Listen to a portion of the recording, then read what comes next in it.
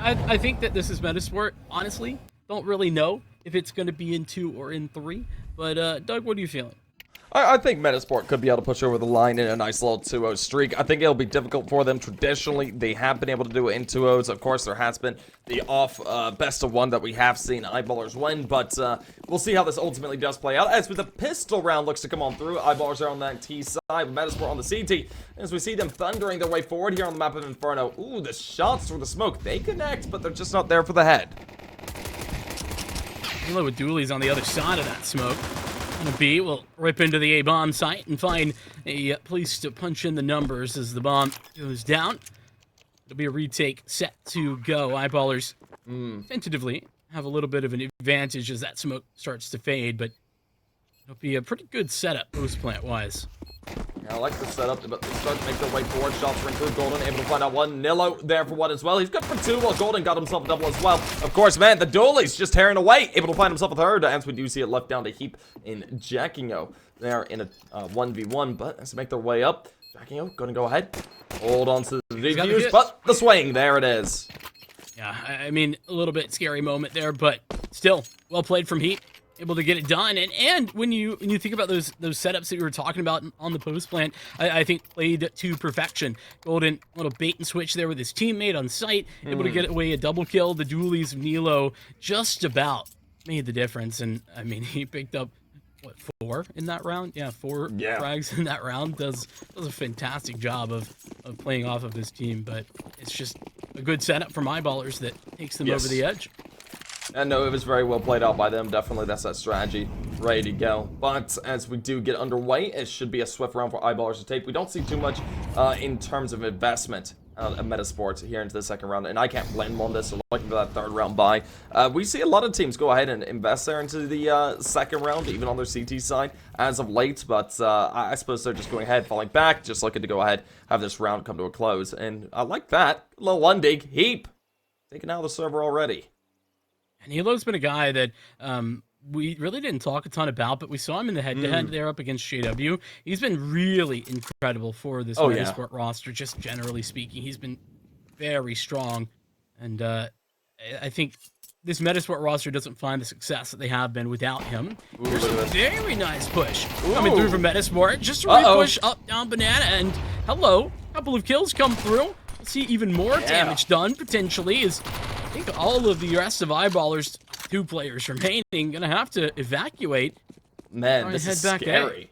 This is extremely scary for Eyeballers. It should have been them going ahead and hit that 2-0. There was only a bot-up Deagle, USPSs for the most part, out of the Metizport side. But now they've got a Kalashnikov, along with a Mac-10 to play for this retake here towards A. They have to commit over here. Some initial damage done. JW, he gets tagged the worst of it, tagged all the way to 30. Pepzor tries to make his way onto the site. Adam B still waiting on the back of the site. Could be able to go ahead and surprise him. I doubt he's going to be expecting this player to be here, but no, he checks it. Gets stinked down and eliminated by Nillo, who's able to find another headshot with a dig, leaving it all down to JW. And all things seem to have fallen apart as we do see JW give himself a nice little double before he falls. Jackie Oat there to trade it out, though. Puts Metizport 1-1, keeping it nice and close just in the immediate after effects of the pistol round. I mean, like you said, their investments there are really just up to this deagle from Nilo, and he's hit a phenomenal headshot. That's great. The continuation, though, I love this call from Metizport to just kind of re-clear, re-push, as Eyeballers are doing one of 2 things at top banana. Either they're getting ready to, toss and execute, or they've evacuated, and there's probably like 1 to 2 players there at most. Either way, I think a really good decision from Metizport in the mid-round that nets Nilo the opportunity to pick up a triple kill. He's now 7-2. And as much as it's great to see, a couple of additional frags with the Mac-10 for JW there at the end, it'll really only be an AK found out of that. They don't get the bomb down, and so you can drop over the AK to Heap. Otherwise, it's pistols and armor. Well, Jackie was able to start things off. This is a heavy invested round out both squads. Of course, Golden back on that Kalashnikov. Deegs, Tech 9s, and the works there for Eyeballers. We'll see if they're able to use anything to their advantage here. I mean, popping out onto a site, getting planted, they can find out the first 2 kills, possibly get themselves on site for post in a clean manner. It could be a good look for them, but of course, we take it down towards a minute. They've got to look to try and figure out where they want to commit to. Bomb still all the way back towards T-spawn here for the time being. It looks like we'll see a player go by and try and pick that up, but unfortunately for JW, it's going to get cut out there as Jackingo finds out 1 as well, and I think this round is going to arrive once again. I mean, it didn't start all that great. No. It certainly hasn't developed into anything better for Eyeballers. A 2-on-5. Not what they were hoping for. Sopek on the recovered AK-47 has at least done something to thin the numbers just a little bit. With the bomb fully gone. Well, with the bomb fully taken and in control of the CTs, this round it is over. It's just really a question mark of how much damage can be done. There was a chance. I mean, and there still is with an op on site. Chiquinho's investment is pretty hefty. Yeah, Chiquinho, unfortunately, not going to be found out there for the side of Eyeballers. Of course, Metizport able to continue onwards and upwards, put themselves in a cheeky little position at 2-1 there off the back of the third. Now they're going to be looking at this 4th and 5th round to come up and seeing what they're going to be able to do. They should be able to go ahead and start building a lead off the back of this round, but of course, coming up in round 5, we should be looking at that full investment of Eyeballers to have the rifles to use there into the future, and that's where things are going to start to get a bit more tedious. On the side of Metizport, if they're not too terribly careful, we could see Eyeballers bounce back rather quickly coming up off that 5th round. Well, that's looking ahead. Looking straight on at the round in front of us. It's a very dicey proposition for Eyeballers to do much of anything. I would hope that they're able to, honestly, even just stall out a little bit, force Metizport to try and utilize some of this utility. They've already done so to a significant degree out down the banana side of the map. Yeah. But as the smokes fade, I think they're gonna chill a little bit. Eyeballers wait this thing out, and in that time, I do want to kind of go back and mention, right? Like JW has had, I don't know if you could call it a resurgence. I feel like he's always been pretty decent on Eyeballers, but in the last little bit, like this tournament as well, he's been really good. Really consistent. It's I always said on this roster, it's not the like super flashy JW or anything like that, but he's been very consistent in a way that kind of makes you think back and like, okay, I mean, if he can continue to provide that level, then well, Eyeballers could be making playoff runs pretty consistently, and that's what they've started to do in these last 2 CCT tournaments at the very least. Yeah, no, he started to look a lot more put together. I mean, he was a bit slow there for a while. He was in a bit of a slump, but it seems that he's starting to come back into things, which is a great look for him. So, I mean, we'll see if he's going to be able to go ahead and, like, get back into form in the way he really wants to, and he's starting to. So, it could be inevitable, but we'll see if he's going to be able to pull it off. I mean, these deep tournament runs is exactly what he needs to go ahead and start building confidence in him and his squad to be able to go ahead and say, hey, you guys need to start inviting us to more of these things. That way we can go ahead and look to really show off ourselves in a better way. But we'll see what they're able to do. Is that gun round that you were mentioning just before getting started? Not the cash for the op, but 5 AKs. No, Kalashnikovs and util, nothing to be scoffed at. A little bit off on the deep mid smoke there. Metizport will be continuing to take space down banana. Aggression. I have to say, that was interesting. I didn't expect Metizport to fight for banana that hard out of the gate there. They're able to go ahead and find out one that's golden, but they lose 2 for it. Both ZTR and Plopsky eliminated. Of course, Chiquinho able to find out one, while Adam finds out the other. They've started to pick apart the side of Eyeballers, but it's down to a 2v3, so certainly the T side have a chance at a resurgence. And it looks like they want to try and play their way over here towards A. You got the bomb there coming up through alt mid. One player getting his way into apartments already. And we'll see what they're able to do, but they got to go ahead and start to deal with these players. That player that's on the mini pit or balcony there, that's going to be someone to really deal with. Yeah, Adam B right there on the edge of the balcony is going to be the one that they need to be careful of. If they don't find him for the equalizer before they lose a player, things are going to be done and dusted. But the setup here for Chiquinho is strong. As soon yes, as they get this information set. A little bit dicey on the spray. Chiquinho will adjust, and now he's got time to figure a second shot, but he'll miss the mark, and with that, he gets the numbers punched in. Bomb planted, Nilo far removed from the situation. Nilo the guy to really pop open this whole map for Metizport to begin with. Nice a little ace. Advantage there as well for Nilo, but he still wins it out. Nicely done by him. He's able to go ahead, grab himself a nice little 5K into the round. The ace for Eyeballers goes ahead and gets quite a bit done.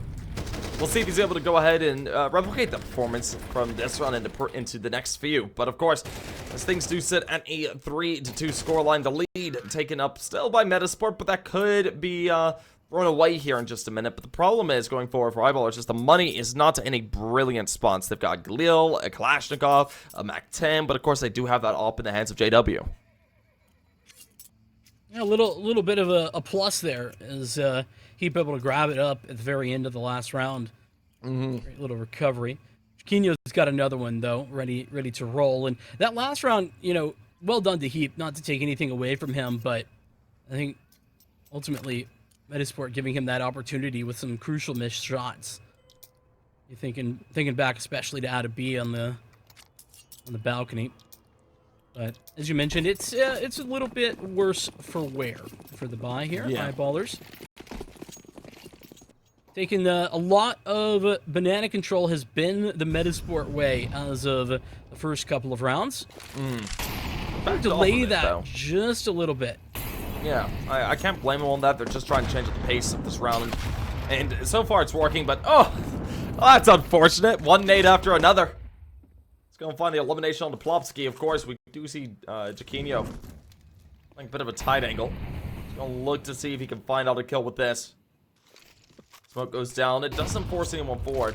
That HG does good damage though. It's really juicy. Sapek and Heat down to 37 and 16 apiece now. They caught a little bit of damage earlier on. It was, I think, Plopsky's nade, actually, before he got dunked on the second time. He was tossing back. So, at the very least, he grabs that before going down. The setup was an AWP along with a rifle towards B. Now, it's just the op of Chiquinho to hold station. That's going to be a hard fight. But, I mean, I think it's the right call here. We're seeing the rotate start to come on through. Eyeballers playing over there towards A.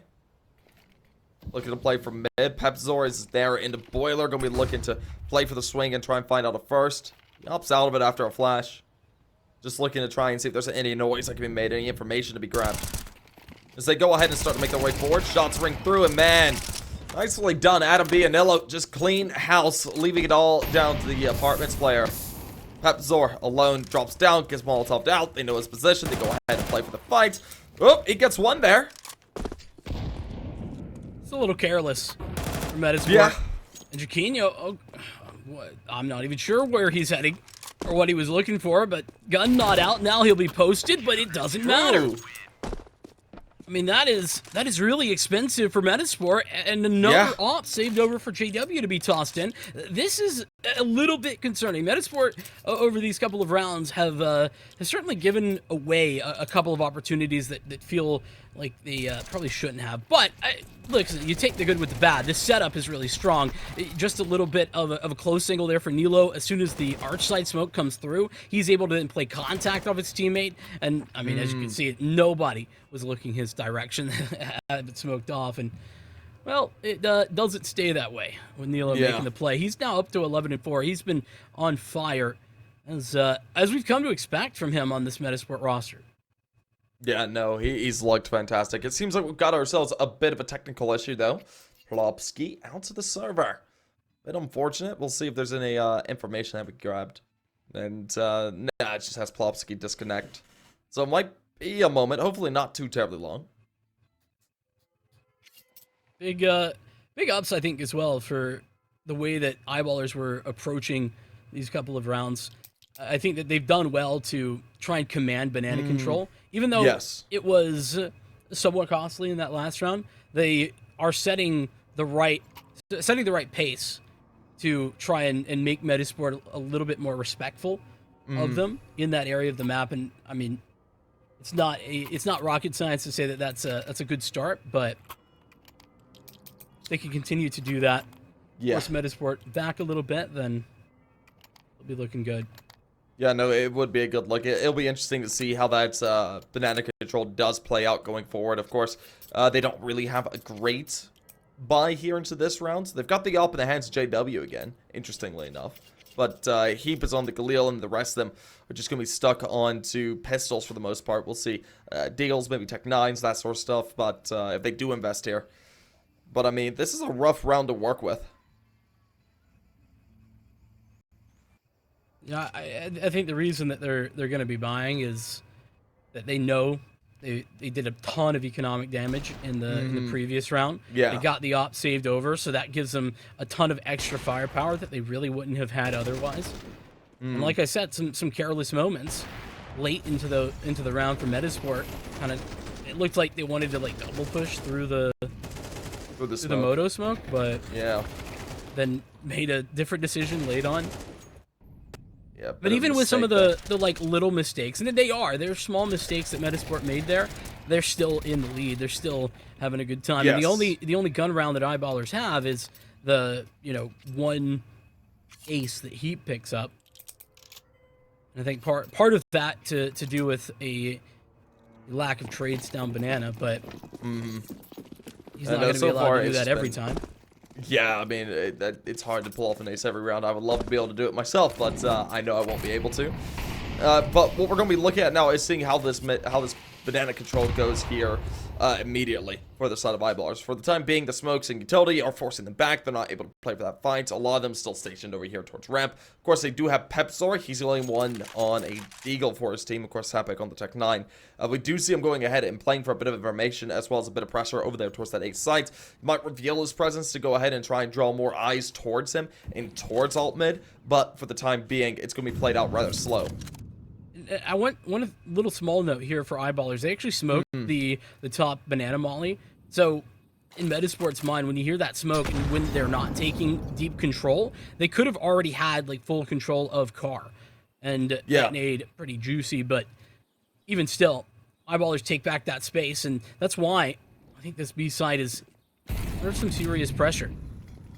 Yeah, no, they definitely are under some serious pressure, and as we see them starting to make their way forward, shots ring through, Plopsky able to find out Heap. That's the opener. That's the player that was tagged down so low. We do see Golden catch a bit of damage as well, tagged down to 48. Gonna have to be a little bit more wary. Ooh. Just a little bit off. Plopsky, I like the attempt to try to get the damage off and maybe deny the plant, but just not there. And as we're into a 5v4 on the retake, some standard positions taken up. We see the op posted back. This op should have a bit of a duel. This op is critical. But Metizport, their approach is actually really strong. Alt JW almost lined 2 up. The fact that he's able to have a chance at another one is really incredible. But you saw the way that Metizport are pathing there. They really forced JW into like a must-win fight.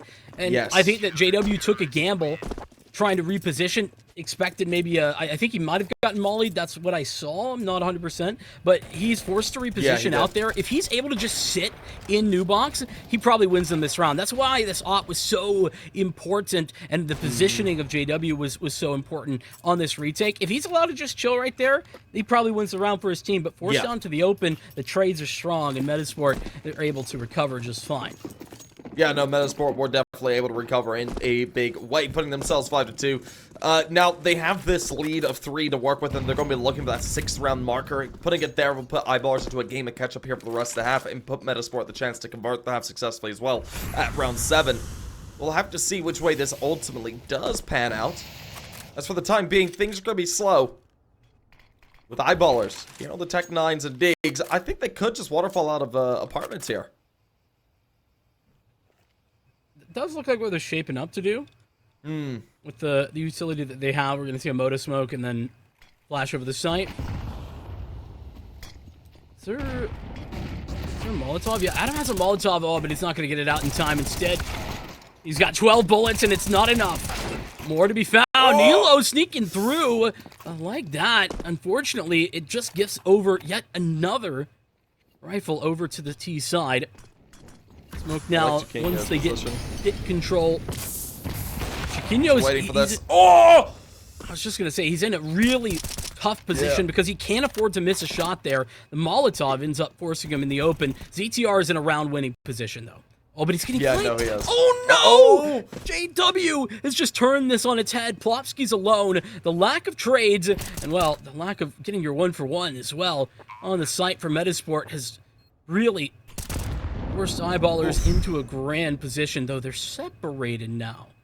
Yeah, and one is incredibly low. Savik playing there into mini pits. He's going to be dealt with just immediately. The headshot rings through, leaves down JW. JW. Ooh, in the back line. There's no way. Oh, man, Plopsky has no idea. That's it. Well played. So there's like a lot of little wrinkles to this round. Eyeballers, first and foremost, that wasn't like a standard app spot. You notice basically they erected a wall of smokes to isolate the pit players, and Nilo, I think, is in the right mindset trying to come through there, playing a bit of a surprise. But with the A1S, he only gets 2, and up against Ecos, that's not enough because you're giving away a kill and an M4 for just 2 kills. That's unfortunately not going to do it. And yeah, I think that Eyeballers really get rewarded for their approach to that round. Oh, I like... Are they going for the boost on top of Firebots there?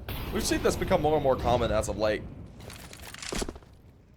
2 boosts on the flower pots, 1 boost up on top of them. It can work. Seen it work before, but we'll see if it's able to do so here. Well, especially if they're tossing the like big smoke. I don't even know what people call it. The one that lands on flower pot itself and then waterfalls. Yeah, I have no idea what it's called. Yeah. Either way, when not all the teams throw it, but if you are throwing that, it's a good counter. Yes, it is.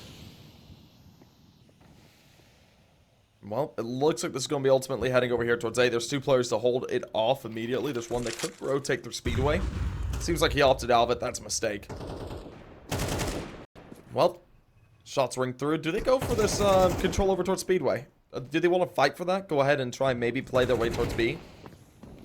I don't think so. They only have 1 player. It's a Banana, and he's got the bomb. So he would be very exposed if there would be a problem.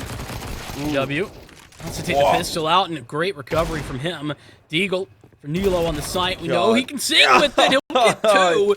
And that does even the odds just a little bit. CTR is hoping to grab a couple of these AKs, and that smoke will provide him the coverage to do so even more to be recovered, actually. Chiquinho will have an AK of his own. Man, a lot of heavy damage being put down. Look at Plopsky. Single digit of HP.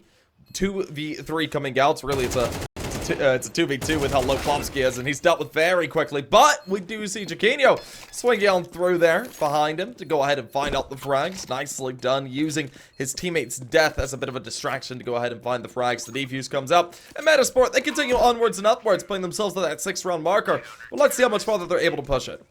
It's a problem that Eyeballers are now losing. This is the second eco/force spy round that they've lost up against Metizport. That's something they're gonna have to really deal with very soon. Now, granted, Eyeballers got one of those rounds themselves.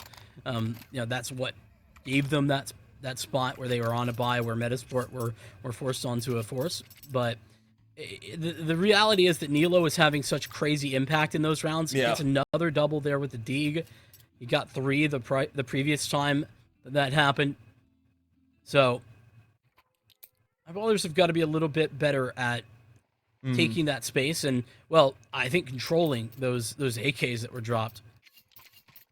Yeah, it would have been better for them to like take space moto instead of just smoking it. I mean, they didn't toss the moto smoke. It was I forget who grabbed the smoke and tossed it to grab the AKs, but like. Yeah, once you make your way through Archside, you have all that space. You can't give it up. Yes. It's a bit unfortunate to see how Eyeballers. There's been some great moments where they have been able to go ahead and really flex their control over spacing, but unfortunately just wasn't able to come through there in that previous round. They had themselves getting towards the site in a rather nice way. They got into that 3v3, able to find the first elimination, but then Chiquinho just swinging through there from short to go ahead and find the eliminations, was able to close it out. And now the question is, will they be able to go ahead and find themselves any sort of upset here? They're looking for a lot of damage. They want to take away the rifles to break the economy, because I mean, look at these players here on the side of Metizport. They've just got nothing to their name, essentially. It's going to be a bit brutal for the buy into the next if they do drop this. Won't be able to afford up much. And as an initial pick was found, we saw Plopsky already eliminated out. Nice setup, though. ZTR, well, okay, it is a nice setup if ZTR actually hits the shot. JW creeping around the corner. Hits him with the crouch spray. Okay. And yeah, that is the flower pot smoke, so that is probably why Metizport were doing that. Caught out is Adam B. Oh, man. All up to Nilo, and even with 2, it's not enough to net them anything more. Chiquinho 1-on-3. Knows that there's only 2 towards the site, but they're all rotating out. Well, all but 1 rotating out to the A site where Pepsor had found such fertile ground. Is Tech 9. Yeah, no, he's just going to go ahead, find the plant there. And, oh, I think that Jakingo's not going to get timing onto this player. No, he actually will. Takes a bit too much time, but, oh! Well, that's a shame. Yeah, should have been a guarantee, to be honest with you. This is just unfortunate. This is where you just creep up to that smoke, and there's the Molotov and smoke interaction that's been the talk of the town. Shouldn't have particularly been possible, but because the smoke just reaches out a little bit further, the flames don't have any effectiveness, and Metizport, it's now the fourth round, fourth Deagle pistol round that has been won in this game.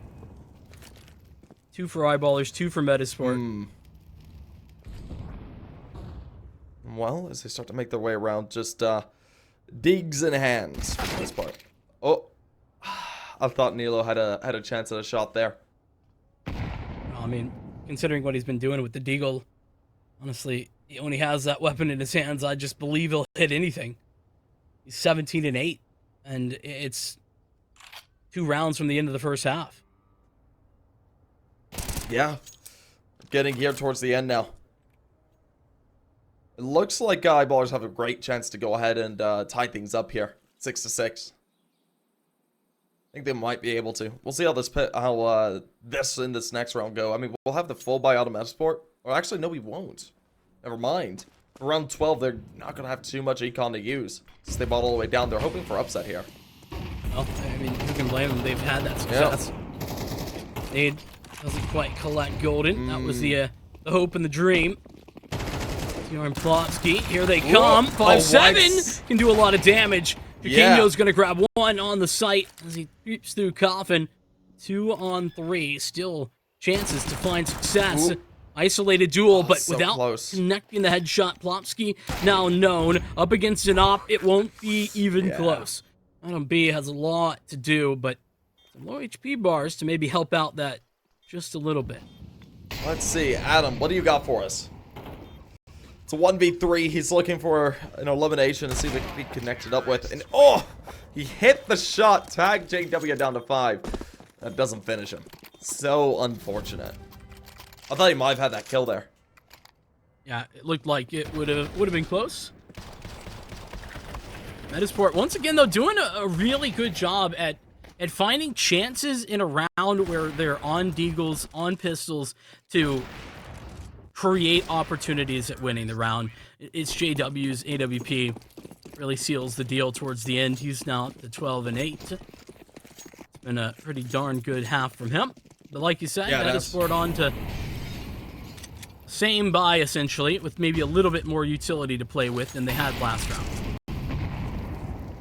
Well, a bit of util being placed on down. We do see some heavy damage starting to get placed out.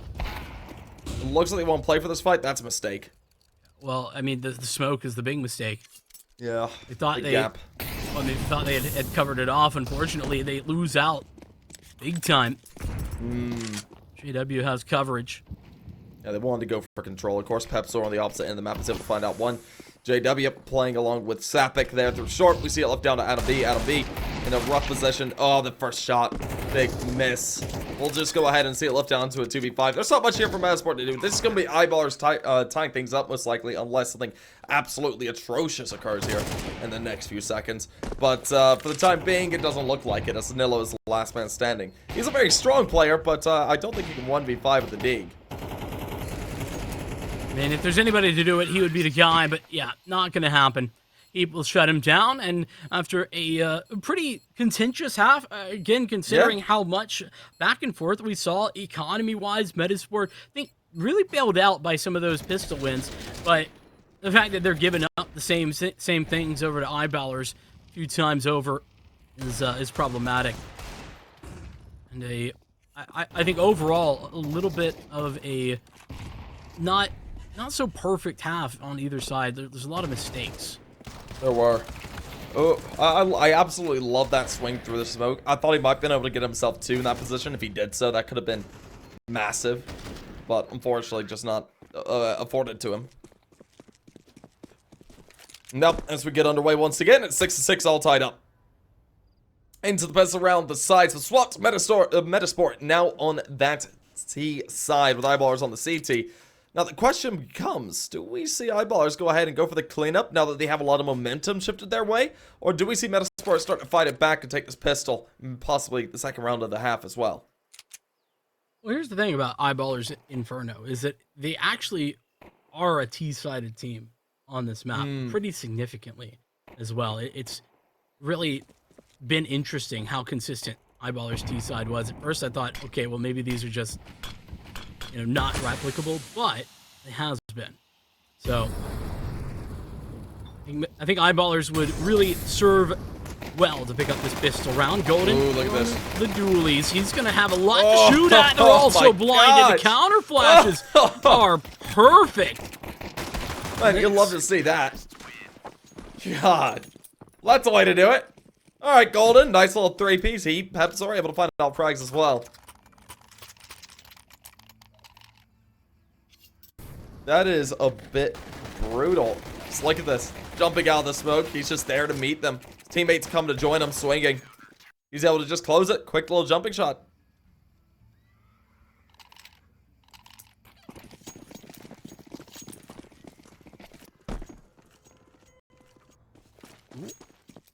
Elo's stopping and spawn. Maybe he's got an issue?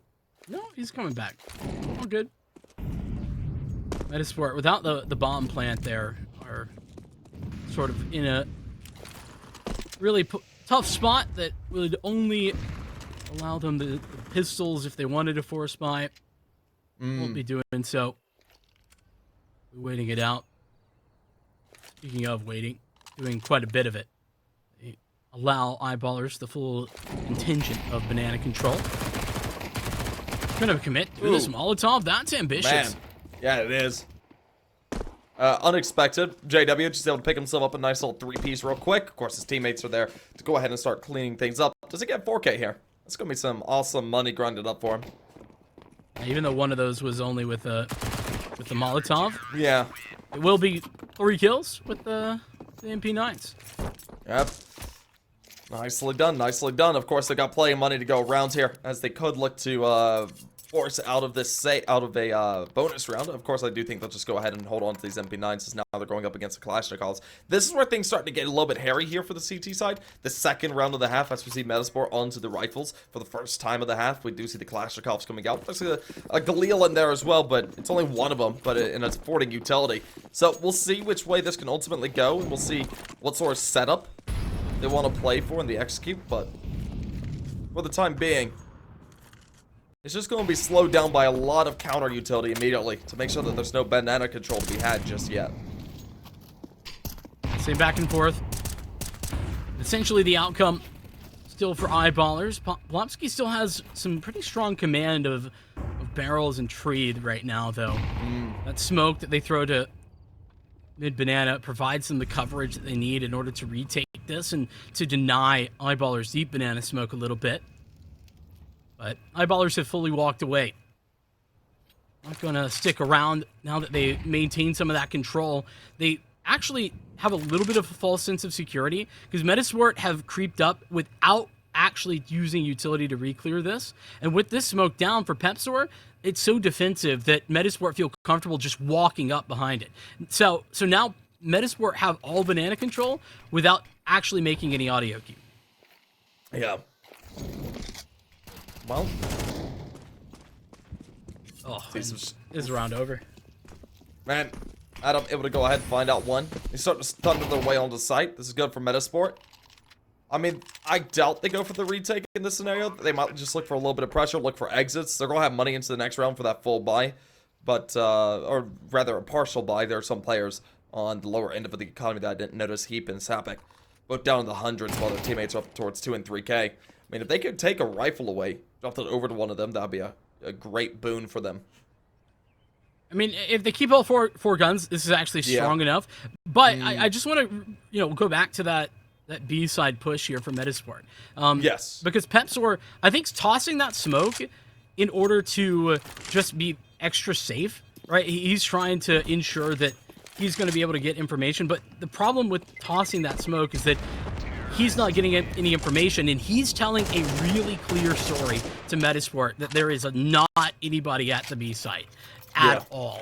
And it's unfortunate because, especially after he goes for the second resmoke, it's like, okay, there's definitely nobody here, and Metizport just immediately accelerate off the back of it. It's crazy that Adam B is going to get this kill through the smoke. That's unfortunate for Pepsor, but even if he had been able to mount a defense, he would have either been running through the CT smoke and just hoping and praying, or he would have been sitting behind it and it'd have been a 5-on-5 retake. Yeah, that would have been 5-5 retake in that situation would have been the goal, but unfortunately, of course, like we saw, wasn't there. Interestingly enough, we do see the up in the server there for JW.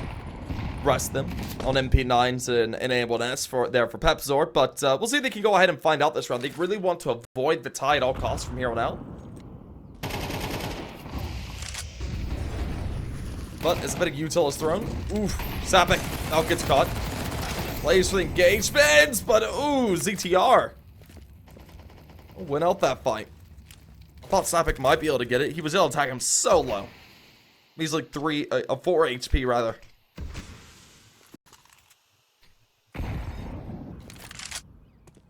Well, as they edge their way around looking to play towards A, there's been a lot of rotates over there towards CT along with Speedway. We do see another player looking to join them over there. It's all down to JW on site direct for A, and that's where a lot of the pressure here from Metizport is about to be mounted.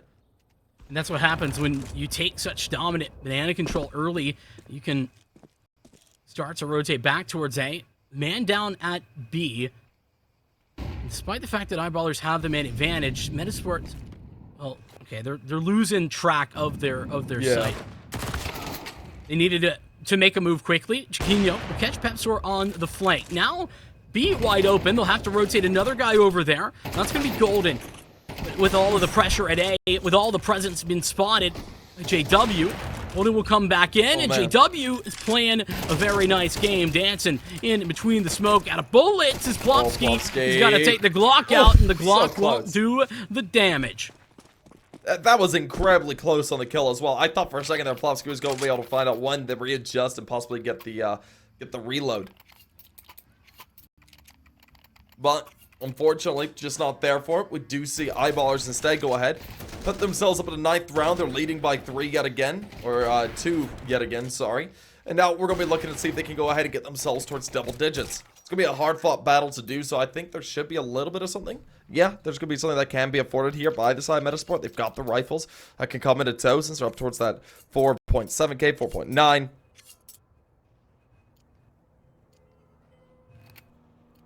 Well, as we get back underway, we should see that buy develop, and yeah, it should. I doubt we'll see any ops. Yeah, it's all cluster carving utility. It would have to be a glass cannon. There's really no need for it. On the T side of Inferno, you don't always need to take that. Metizport, I think, actually had such a good round set up last round. It's just got very chaotic there at the end. I think Eyeballers, even though there was some errors being put together on their side, they actually got themselves into a good enough spot. It helps when JW is just able to essentially play around the smoke versus 3 players. Should have been traded, but doesn't. That's a really aggressive Molotov. Yeah. Pepsor to catch ZTR as he tries to swing through arch side. In fact, Pepsor is going to continue to push the issue. Tuck back into the cubby. This is nice stuff. Pepsor maintaining a lot of control. He's even claimed an AK. That's good luck for him. Going to be able to have that headshot potential, one-tap headshot. But, of course, as they start to make their way around, looks like they're going to try and thunder their way up here through shorts. We've got Heap there to be on the receiving end of things, along with his teammate. That's Golden. Banana push. Yeah. All the way through. Man, they're kind of crowded. This is going to be unfortunate. We're going to see the shots ring through. Adam able to find out one. Heap, Pepsor find out frags each. Heap finds himself another couple. Look at that. Able to go ahead and clean up house. He gets 3 for himself. We see Eyeballers continue up and onwards. The rifle round goes awry for a 10th to be collected there for the CT side. And that setup's really good. I mean, it's a classic Inferno A setup with, you know, guy out towards balcony. He drops mini pit. Then the site guy kind of trades back in with the moto guy coming through.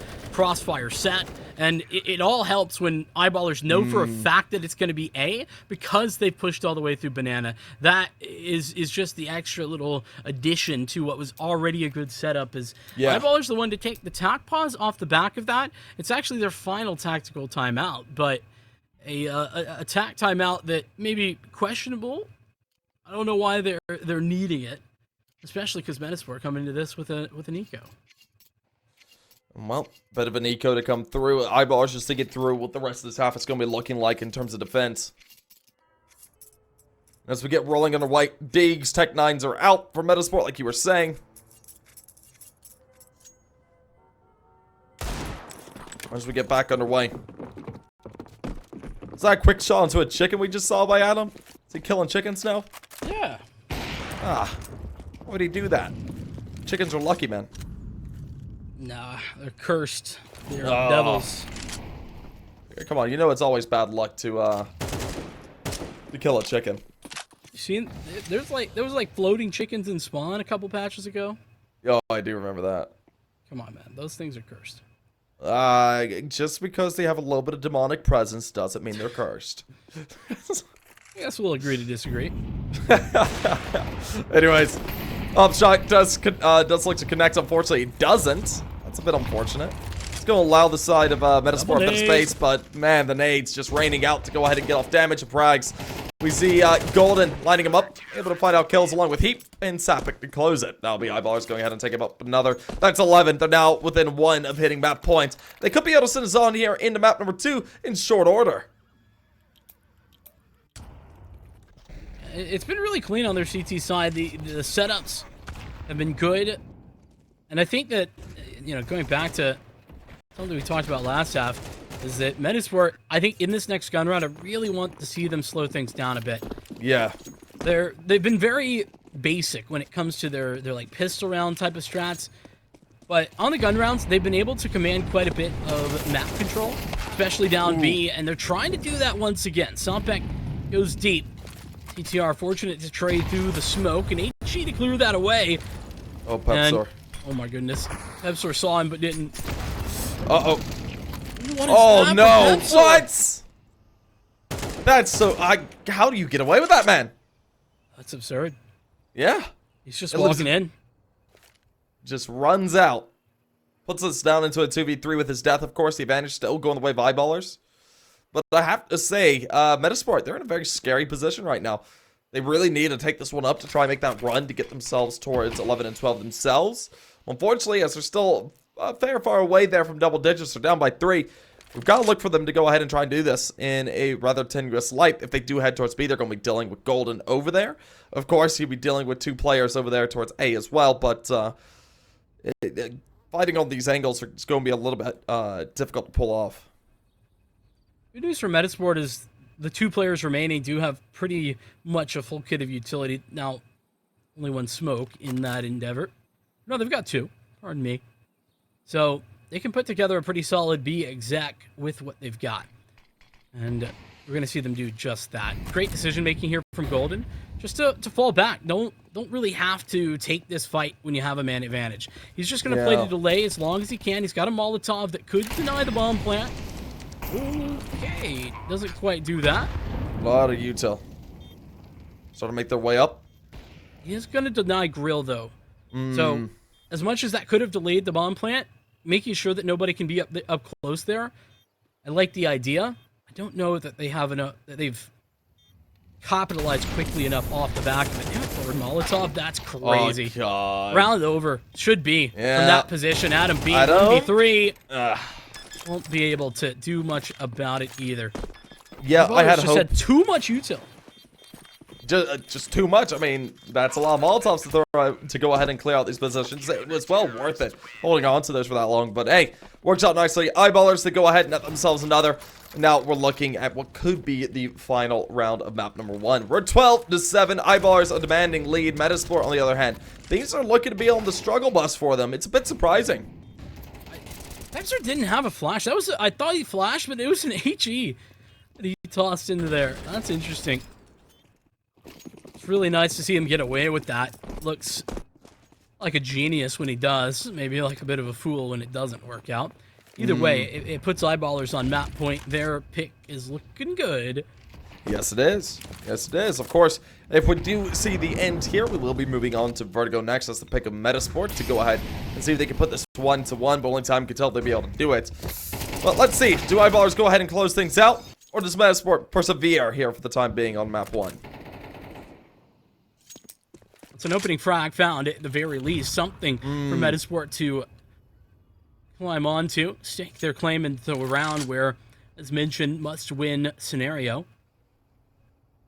Still, Eyeballers not exactly giving up too much because of that. They've still left just a single man on the B site.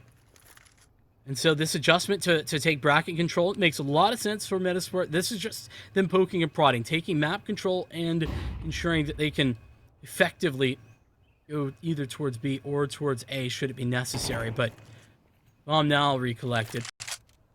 Yep. It will be a B hit. Ultimately, it seems like it needs to be in this case. Only one player there to hold things off. We'll see what Pepzor is able to do. I don't have too much faith in this round. He should be able to go ahead and call that this is heading his way. Rotates should be swift. He's going to look to see if he can find himself one. As they look to exit the smokes, but they're stalled out a little bit further. We'll start to make that move. Pepzor! I thought he was about to challenge through that smoke. That would have been a mistake. Instead, it gives him space. If he's looking for that equalizer, if he gets one and is able to back off, he's definitely going to be going for this, but as he doesn't, damage done, no frag found. Yeah, no retake to be attempted. They're just going to hold back. He might play for a bit of an exit, a bit of pressure, but other than that, rest of his team just going to hold back. I don't really like that Eyeballers were saving there from the start. They didn't move. I mean, it's even with all of that utility tossed and the slow approach. On the one hand, I mean, with the control that Metizport had, I guess it could have been a fake. But still, like, they are essentially standing in the same spots that they started with on the A site. Eyeballers were never going for that retake. If it was going to be B, Pepzor either had to have like a 2 or 3K for them to even think about it. And realistically, I think Pepzor had to get all of those kills for that to have been attempted. I guess there is some light there through the clouds, and that is that Eyeballers are economically really doing a great job. When you're saving 4 guns like that, including an op, you do have money for days. Yeah, no, they're sitting in a really comfortable position when it comes down to it. If you are the side of Eyeballers, you're getting yourself into a decent position. The problem is you got a couple players that are on that lower side. Zapek, $0 to his name. I mean, he's the only one. Yeah, he's the only one. I mean, Pepzor 2K, the rest of them above 5. Things are staying comfortably for a couple of rounds. But we come back underweight, shots start to sing on through. We need to see Eyeballers look for the closer. That's what they're going to be attempting. Going to take banana control back just a little bit later this time. Zapek has the flash, but he gets counter-flashed himself. Let's move forward. Now Pepzor, once again, a familiar position for him. Alone towards the B site, spamming. The smoke, though, provides him the coverage. And they're going to regress immediately. As soon as the smoke fades, they're going to get a flash. They're going to get the op into position as well. Unfortunately for them, this is the opposite side of the map that Metizport are grouped up on. Will they find that it's clear? They're pushing it down. Eyeballers are getting all that information. Now Heap has it all to do. Yeah, no, he needs to look really good here. Shots ring through, starts it off. Unfortunately for him, he's not good for another. We do see Pepzor, though, coming up there in the back line, finds the kill there on the Plopsky, grabs himself a Kalashnikov. Last 2 remaining here for Metizport. They're on the site. They're looking for these engagements. One playing into Big Pit. Molotov goes down to slow things down. As these players just go ahead and reload up. The position is well known. As they start to make their way forward, shots ring through. JW, tag down low. Pepzor, eliminate first. Of course, Golden does get one, but JW falls. So we get down to Golden as well as Adam B. Now, Adam goes ahead. Gets taken by the Molotov. Forced back. Not able to escape here. He has to play into pits. And, oh, he's able to win it. Man, Golden. Bit upset after that. We saw Adam able to pull that off. 29 HP to his name still. I think Eyeballers were a little bit too preoccupied trying to toss in the right utility, especially in the 1v1 there for Golden. I mean, you could see it, right? Like, he's trying to get creative with a Molotov to get mini pit, or maybe just lock him into big pit. I don't know what the intention was, but he is not having a good time. Head in hands after that one, and I think he blinded himself too. Yeah, that's what happened. Oh man, poor Golden. Well, as we get rolling once again, Zapik is able to start things off. Able to find out a nice little double. That's a way to get things started. Plovsky did get killed in the midst of all that. Oh, that was Pet Zor. That was eliminated there. Leaves it down into a 3v4. And man, even more tanks to come out just through the smoke. Zapik got a really nice angle on the top of Car. And that allowed him a lot of space to work with. Gets the trade frags and more. As you mentioned, damage done. For the first time in a couple of rounds, Eyeballers have actually gotten a man advantage off the back of their banana investigation. Metizport, the ones, left one thing. Despite the man advantage, Eyeballers have just fully left the B site. Entirely. They have no control whatsoever. This is a really aggressive call, especially when you have a man advantage, especially on Inferno, where, I mean, supremely difficult to retake. Yeah, that B site. That B site's going to be difficult to do it. We'll see if they have the right read, though. We do see JW flexing back, though. I mean, only now. They could have creeped up. They could have, but they didn't. That's the biggest thing. We're all seeing them start to make their way up. They find that initial pick. Of course, Sapik Keep are there to trade it back. Living it all down to Jaquinho. Jaquinho, last man standing, makes his way up. Pops off a shot with the op. Of course, it's just a bit of spam, but he's dealt with by JW. That'll be all she wrote. Eyeballers able to close it. They go ahead and find map 1 their way, and now they're going to be looking towards map number 2 to see if they can do this in a 2-0 streak. Or, yeah, he did go a bit silent. There were a couple of times with Deegs that we saw him absolutely show up, but for the most part, it was a bit rough. But hopefully, he can go ahead and rekindle some of that aggression as we get into the second map of the day. Of course, this is Metizport there on the T side, Eyeballers on the CT side, and we're going to be seeing Metizport look to go ahead and apply some pressure up the ramp. Yeah, and I guess we wave goodbye to Why Not as well, as we jump in pretty quickly. Yeah, I think the Metizport have themselves a pretty solid Vertigo. I mean, this is one of the maps. This is the map that they took off of Furia in the Get Rio tournament. So certainly something. Yeah, it is a bit of something. Let's see if they're able to go ahead and find that success, though, as we do see them start to make their way up. Heap finds out one. Of course, Plopsky there for a frag, along with Sapik to get out two. ZTR did respond back while Heap is able to find out yet another, leaving it all down to ZTR. Of course, he's over towards Elbow, and it seems that Eyeballers are aware of this, as he looks to go ahead and play with a bit of aggression, making his way up towards the smoke. It fades away. He looks for a fight, trying to find out the individuals, but for the time being, it looks like he's going to have to take a bit of a duo fight, which could be a bit rough for him. Looks like he's picked up the bomb, though. Oh, look at this. He's got the bomb. He's sneaking away. Eyeballers, they should realize it pretty quickly. Yeah, they're going to be like, oh, he's got the bomb and he's gone.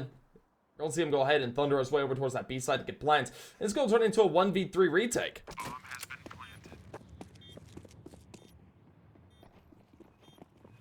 Potentially, ZTR could win this, especially with this timing. He has ducked back in. Nobody's looking his way, but he doesn't hit the first shot. It was a requirement for him to find the one tap, essentially, to begin with, and it doesn't happen.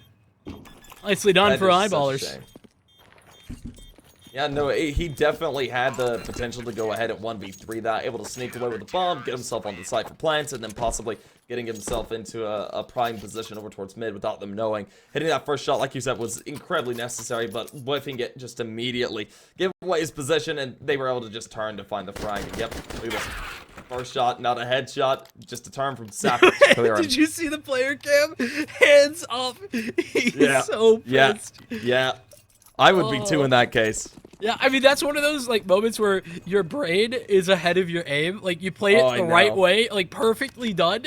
You have the chance to win the round, and then you just don't deliver when it comes to the aim. Oh, it's tough. Listen, I've been there myself, CTR. Oh, yeah. Man. We all have. It's so unfortunate to see, though, especially there off the back of the pistol. He had the chance to go ahead and bring that back. It looked to be dominant by Eyeballers, and it was brought back into play. Metizport had the chance at it, and then, of course, it all just fell apart. Now, we're back into it. Of course, to the bomb plant, we do see a bit of rifles out on the field. Metizport's Kalashnikov's Galil's to work with the UMP there for Jaquinho. Meanwhile, we've got Eyeballers on A1S's along with Monsters and MP9. MP9's first kill does come out. That's golden. To find out what on the ZTR, puts it down to a 5v4.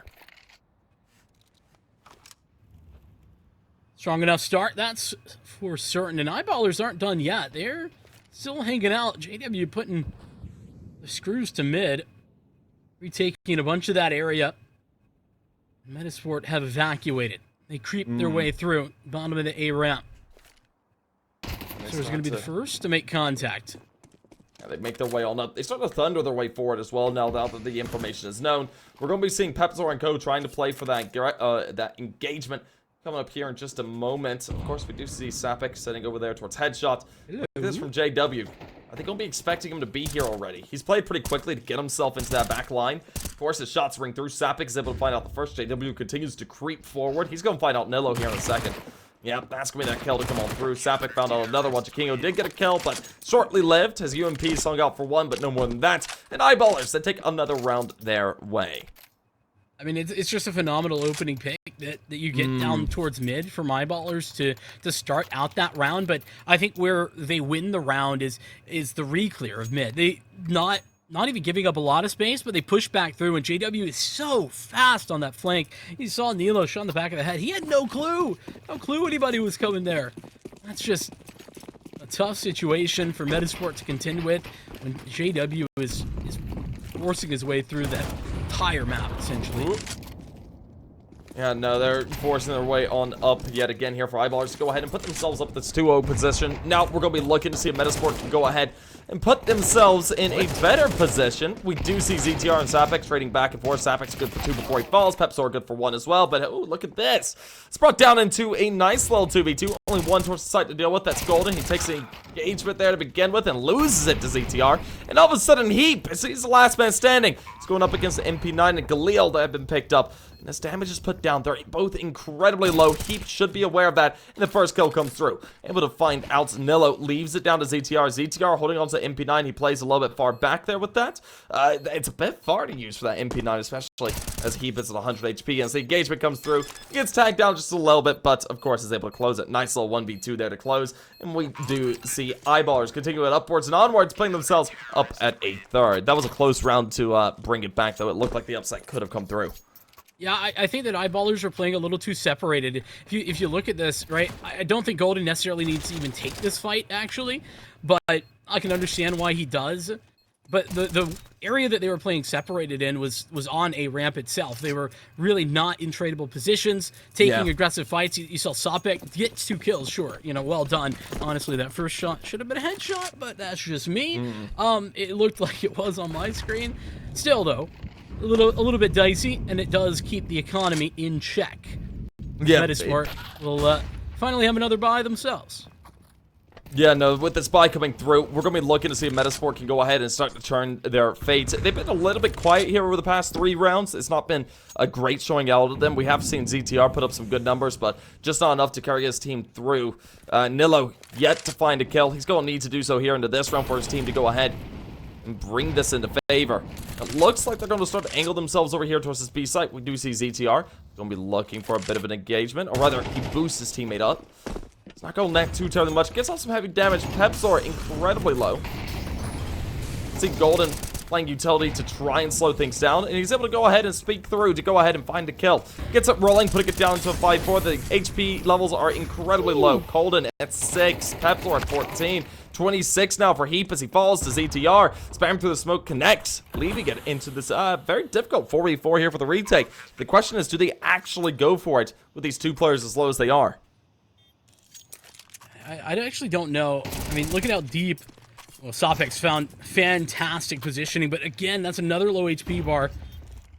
And I think they're going to give this up. JW was hoping that there would be an opportunity handed over, but it's not happened. It's not been the case. They're still going to go? Ooh. Yes, they will. Low HP bars, though. Big problem. JW try to hold on to this EWP. Chomsky's having none of that, but he will be found out. Well, found on out. Certainly, that's going to be Metizport able to go ahead and find out that first. Really, when it came down to it, the heavy damage, they were able to go ahead and disperse along the side of Eyeballers was the key. They had it down into a 44. It was certainly retakeable with 4 players, but as low as they were, it just wasn't worth the attempt, and we saw that come out very swiftly. They tried to play through to get themselves towards the site. 2 players advanced forward. They both fall immediately. That was Pepsor and Sapik, and then the final 2, they just back on off, looking to carry over what they can, and yep, they're able to save over that up as well as that A1S. Unfortunately, though, I mean, even though you're saying, right, like, they maybe wouldn't have had an attempt, they did give it their best shot, and now their economy is in the bin because of it. 2 MP9s. Sapik's the only one who can, like, rebuy full gun and utility. Not the worst case scenario on a map like Vertigo. I feel like the MP9s can be very effective here, but Metizport get the most out of their B exec, doing all of that chip damage.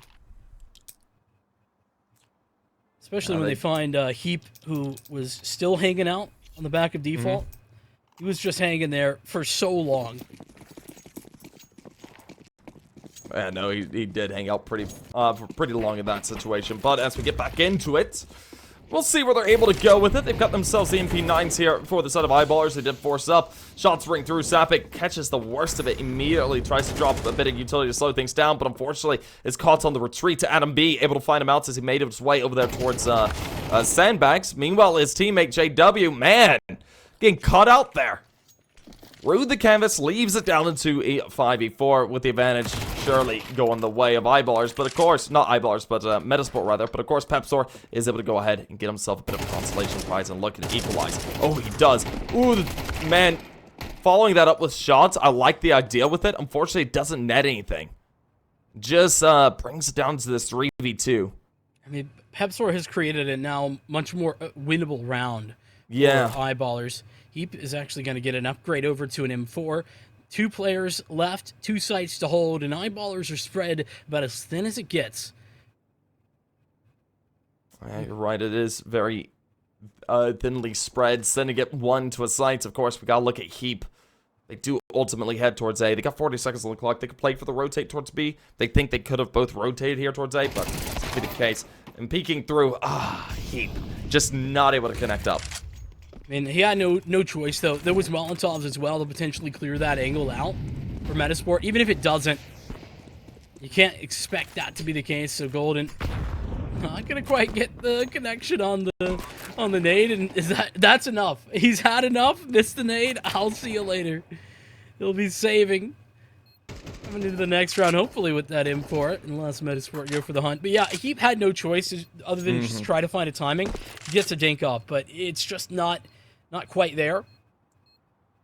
And, well, it's a bit unfortunate. Well, it would have been great to see Heap go ahead and activate to find out 1 or 2. If he was able to find out 1, that could have put it back in the realm of possibility, especially if he was able to escape a little bit there into the sandbags. But, of course, as he wasn't able to, it's not even 1 and done. It's just done. And we'll see Metizport go ahead, net their 2nd round, bring themselves within 1. We could be looking at a tie coming up here towards the 6th round, especially since the money here for the set of Eyeballers is in the dirt. Players at 1,900, 2,000. We've got Golden with a rifle, but I don't think they'll force around him. And so we'll be looking to go ahead and have that full buy round to try and break that tie coming up into the 7th. Metizport might not have been able to jump out onto this map with an early lead, but they've claimed quite a strong hold afterwards. Cruising their way to, like you said, probably a 3rd, all dependent on Golden and actually his 1 saved rifle. Other than that, Pepsor is the only one with an upgrade. He's got a D. Now, this is all well and good for Golden. Yeah. But I don't think they're going to see too many players in that direction. It's a good, an anti-eco strat that I feel like we're seeing a lot these days on Vert is just the creep mid. And that's what Metizport are going for. It's a solid strategy. We'll see if they're going to be able to find out the kills. But of course, Sapik gets information pretty early on, just gets smoked off. We do see Golden continue just to hold firm. I can't blame him on that. He just wants to shut down that angle. They'll get information pretty quick, and he'll be able to rotate to a different position if they do get that information on mid that majority of those players are here. But we will see them start to make their way over here through the connector. And man, actually, look at this. I think he's in a great position. Plovsky is on the other side of White Box, and he can't point that out just yet. But he should be able to find out this opera. Yep, there we go.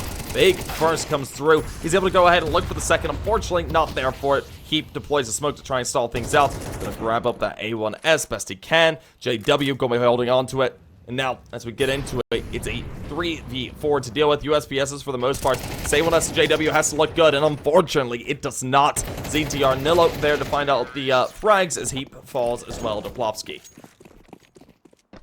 They knew it the whole time. Metizport well aware. Heap just trying to be a little snaky snake inside the smoke. Doesn't work out. Creative way to get a singular kill, but well, Golden would have needed a multi. Doesn't get there. There's Juquinho on the opening pick. JW had crept into a good position, but like you said, he would have needed like an insta headshot, little double dink, come through with that. And Metizport is trying to build their economy up as well. Finally, see Eyeballers back on the purchase. I think this is nice from them. Getting a bit proactive over at the B site. Taking space. All the way down. Ooh. Meantime, Pepsort, he's lucky to be alive. Yeah, he was lucky to be alive and is able to find out a kill with it as well due to his life. And oh, look at that! Nice little swing. Finds out a second. Of course, Adam B did get one there on the JW, leaving it down to a 3-3. But the HP level getting rather low there for Adam B. Just a single piece to use.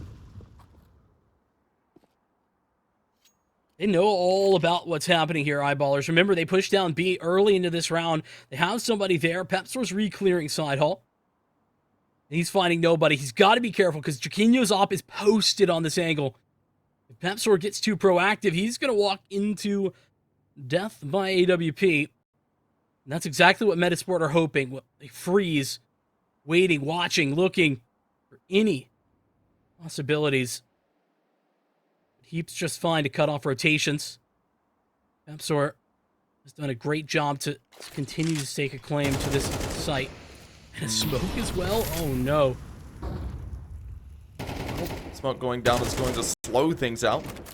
Of course, his utility is tossed to go ahead and stall. We do see Pepsor find out the kill there onto Adam B. Eyeballers are putting themselves in a good position to try bring things back down to even as Pepsor is able to follow it up yet again. Let's see, does he find out another? Unfortunately not. The ace is denied and it's brought into a 1v1 Golden. Last man standing here. Therefore, the son of Eyeballers makes his way up. Playing silently and slowly here for the time being. And Plopsky makes a bit of noise in Golden. That's going to be it. Yeah, smart play by him. He allows the plants. Doesn't have the full information on where that player was. So just wanted to close it. Plopsky a bit upset after it. Yeah, he knew he was creeping around in the smoke. I think that he had an idea. That's why Plopsky was so frustrated by it, because he had that thought. But what a round from Pepsor. I mean, this guy has just turned this round all by his lonesome. He somehow survives there inside hall. Gets not one, but another one. Fully re-clears all of the site. Regathers side hall control. And here's the other key. Doesn't play too aggressively. Yeah. Into Juquinho's op. He actually gets ahead of Juquinho's op in that side hall repush. And, I mean, he sets Golden up for what is relatively simple in the 1v1. That is incredible gameplay there from Pepsor.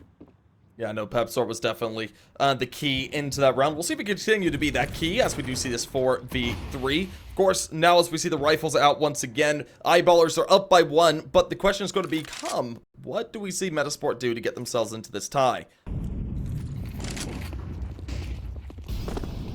Gonna creep out mid once again. That's the answer. Yeah. I haven't actually seen them B split yet this half. And this is a response that Eyeballers are, pretty expected to do. Metizport looking for the push, looking for the re-clear down B stairs. To catch that off, Golden sort of stuck. Doesn't have anything to do, but goes 1 for 1. 3v3. Trying to make their way through this mid-smoke is difficult, and CTR is here to help lock off rotation. He's got Plopsky to play for a crossfire. Doesn't even need it.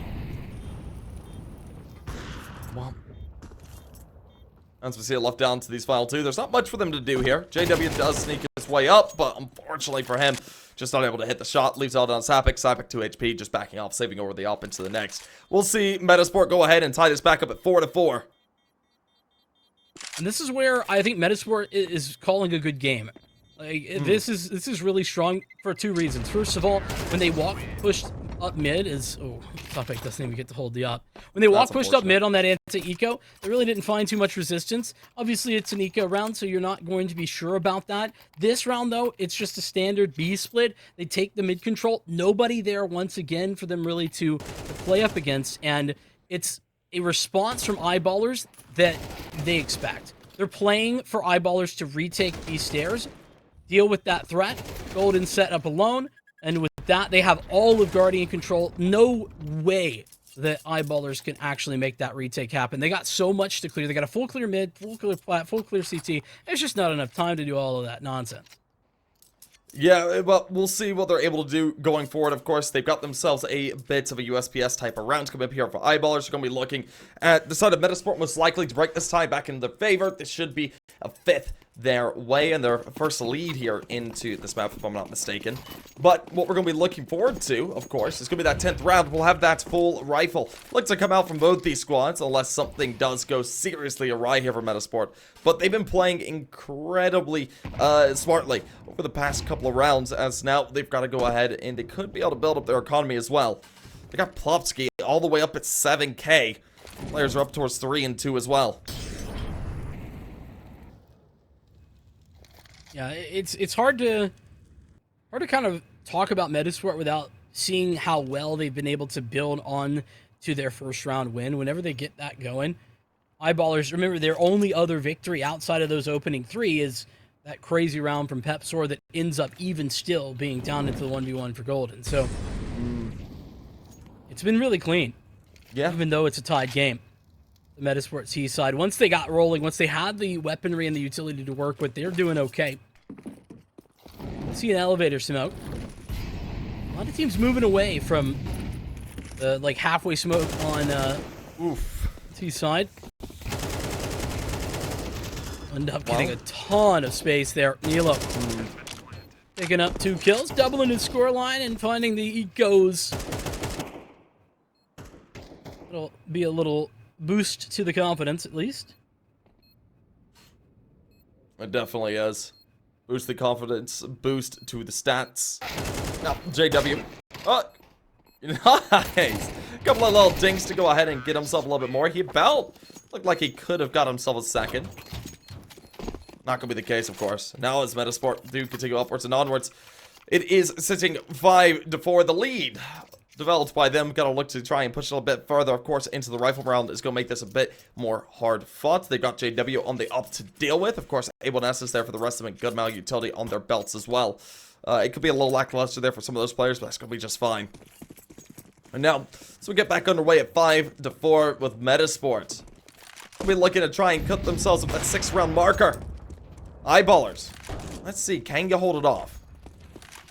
Quino not necessarily been required on this AWP, but he's delivered. His 2 kills have, I think, both been opening picks. He nearly gets another one right there. Pepsor tagged.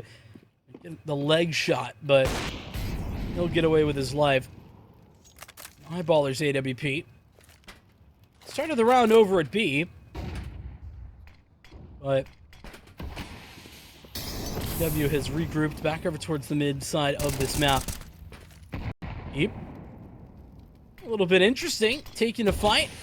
That's in a smoke as well, but ZTR's crept up. What a shot from Heap. No, it is an excellent shot, but as we get back underway, we'll see if he can go ahead and keep that rolling. With the last 3 players here from Metizport, they're going to be edging their way around slowly. For the time being, it seems like they could be wanting to head up here towards A. Adam looks for an engagement, wins out the first. Zapik gets caught, leaving it down until 44. Bit of Utah going to be tossed on out to flush players out positions. But of course, JW able to hold firm, finds himself 2. And that leaves it all down to Jackino, or Jackino, as it's left down into this 1v4. Not much for him to do, unfortunately, here at 35 seconds, with the op in hand. 4 players to deal with. He's able to get some good tags, and there's a frag to come through. Goes ahead, starts to limit it a bit more down, but he's tagged down to 28 in the process. Of course, he's going to look to drop out, save this up. That's going to be all she wrote. They're not really going to give chase here. They know that their economy is in a tenuous state. So just going ahead, holding over these rifles into the next. It's going to be the name of the game. We'll see eyeballers deny a lead the way of Metizport as the tie comes back up. And there's a bit of a concerning set of circumstances starting to arise for eyeballers on this map, whereas on Inferno, I felt like eyeballers had a lot of good game plans. They had good ideas on their CT side, good protocols. This is a little bit less stellar. We've had, on the gun rounds, I just want to reiterate, had just some really big individual moments, right? JW's getting a double kill there, Heap to open the round. He's alone. If Heap dies in that first fight, or the second fight, it's very open, the B-bomb site. Yeah. But he's going to get 2. That's, great. Love to see that. But it's something to look at. There's no potential for a trade. Chiquinho will take that opening pick. Up, saved. And he'll take the EWP out of the hands of JW. Well, that is an incredibly brutal op shot to win out there. Chiquinho able to find out the first. JW. It's dealt with pretty swiftly, leaving it down into a 5v4 Metizport. They have the advantage, but they're not looking to try and expand that crack over there towards A. They're going to go ahead to start to put a bit of pressure over here towards this B site. There's no one directly on site to take the fight. Golden is in a position where he'll be able to react quickly to any presence shown, and as he does that, goes ahead, plays over towards Vent, puts smoke down, finds a kill through the edge of it, but unfortunately isn't expecting Adam B to be so close. That leaves it down into this 3v4, and most likely a save call to be made here by eyeballers. I don't see them playing for this retake. Now, 3-on-4, on the B side especially, there's just, even with HP, there's no chance that they'll be doing that. Op regathered at least for Sopek. That will be a nice addition to the round. And I mean, I want to go back again. Chiquinho, 4 and 6, but all of those frags, very impactful. Delivering an opening kill. And with the exception of that one sort of trash time kill that he got in the 1v4. Yeah. Don't need to necessarily have the biggest numbers if you're having the big impact moments. Have a nice space found for Metizport onto the B site. When you take out the one guy there, usually you're gonna be finding a pretty easy site to hang on to in the post plant. Terrorists win. A lot of creeping in happening. I think everybody's gonna survive. Yeah, it seems like it. Yeah. Well, that was a necessary save as well. It's round 12 now. Round 11 just passes by. Metizport have the chance to go ahead and end this out in 7-5 half. That would be ideal for them coming off of this T side, coming into the CT side. They should be able to look for the closing rounds if they do so. But now we're going to be looking to see if eyeballers can play for this tie. It's really going to come down to this round and what the pistol round brings us. If we see 7-5, we're going to need to see eyeballers go ahead, win out that pistol round as well as second round to go ahead and get it tied back up. But of course, if they can just go ahead and put it here at 6-6, that puts them in a rather prime position as well. Now, as we get back underway, we're going to be seeing Sapik looking for this initial engagement over here towards ramp. Seeing V1 creeps up over there towards scaffolding, but it's Plopsky. We'll find out first. Heap loses his life. Bit of damage being put down though. Tagged down to 90, 83, 74. Just a bit of chip damage. I'm sure that eyeballers wishes it was a bit more juicy, but of course they don't know where it's at just yet. And that's what I was talking about when, Heap's making that aggressive play. If it works out, great. If it doesn't, then in trouble are eyeballers. Fortunately, JW was posted at mid. That's something that Exner was talking about the other day that he really likes. Just basically toss an op to solo hold towards mid. Be a very effective strategy. Sompek be the first to engage here on the A site. He'll go with 1-for-1. Pepsor's still alive, which means there's a chance. He's got one. No chance to plant that bomb either for ZTR. Not when Pepsor's still a threat. And he's locked behind a smoke right now, but Chiquinho with an op and a Tech 9, it's not perfect. Pepsor's low. Yeah, ZTR gonna be dealt with as Chiquinho finds himself a frag. He's into a 1v2 with 100 HP. Gotta be careful of the opper. JW, it's gonna be the real pain in his side if he's not too careful. Now, as we do see JW and Golden just holding back, waiting to react to what he does. Look, Golden has a molly. Golden can absolutely deny this bomb plant if Metizport get active, get aggressive. Looks like he's aware of the player. He's gone ahead, popped off a shot, bit of a spam. He's gonna go ahead and make his way forward. The Molotov is thrown. He's gonna be aware of that one, but JW just playing quick is there to close it. And there we go, 6-6. Eyeballers keeping it all tied up. It is an incredibly close half when it comes down to it. And as we look at round 13 to come forward here in just a moment, the pistol round really going to determine what the status quo could be looking like. That's back-to-back 6-6 halves as well. The first half on Inferno. Now, same true here. I think that JW really did a good job of having a lot of impact in that half in particular. But when you're talking about Metizport, I think they will be relatively happy with that outcome. They lost the pistol round, and the only time, again, like that last round, it's sort of the outlier. The only other times that eyeballers are picking up rounds there are, you know, a big hero play. Yeah. Well, as we do see them looking, try and be big heroes again. Pepzar able to go ahead and fight off first. Of course, they start to make their way up. A dink comes through. ZTR is forced to disengage. Bit unfortunate for him there. Of course, he just goes ahead, holds firm. Not necessarily looking to fall all the way back, but actually advances forward. I think he's going to look to try and trade off of Jaquinho here.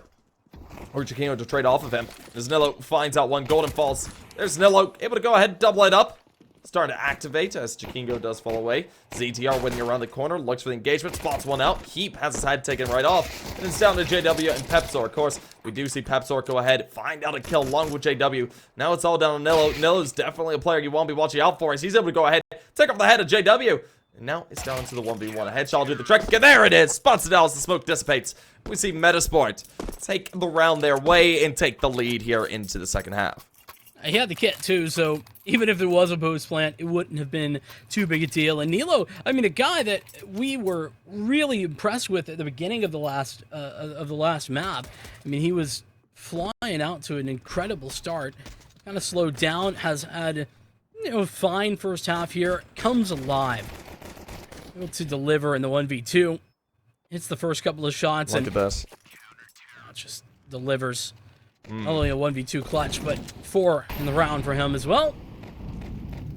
Oh, it's very good.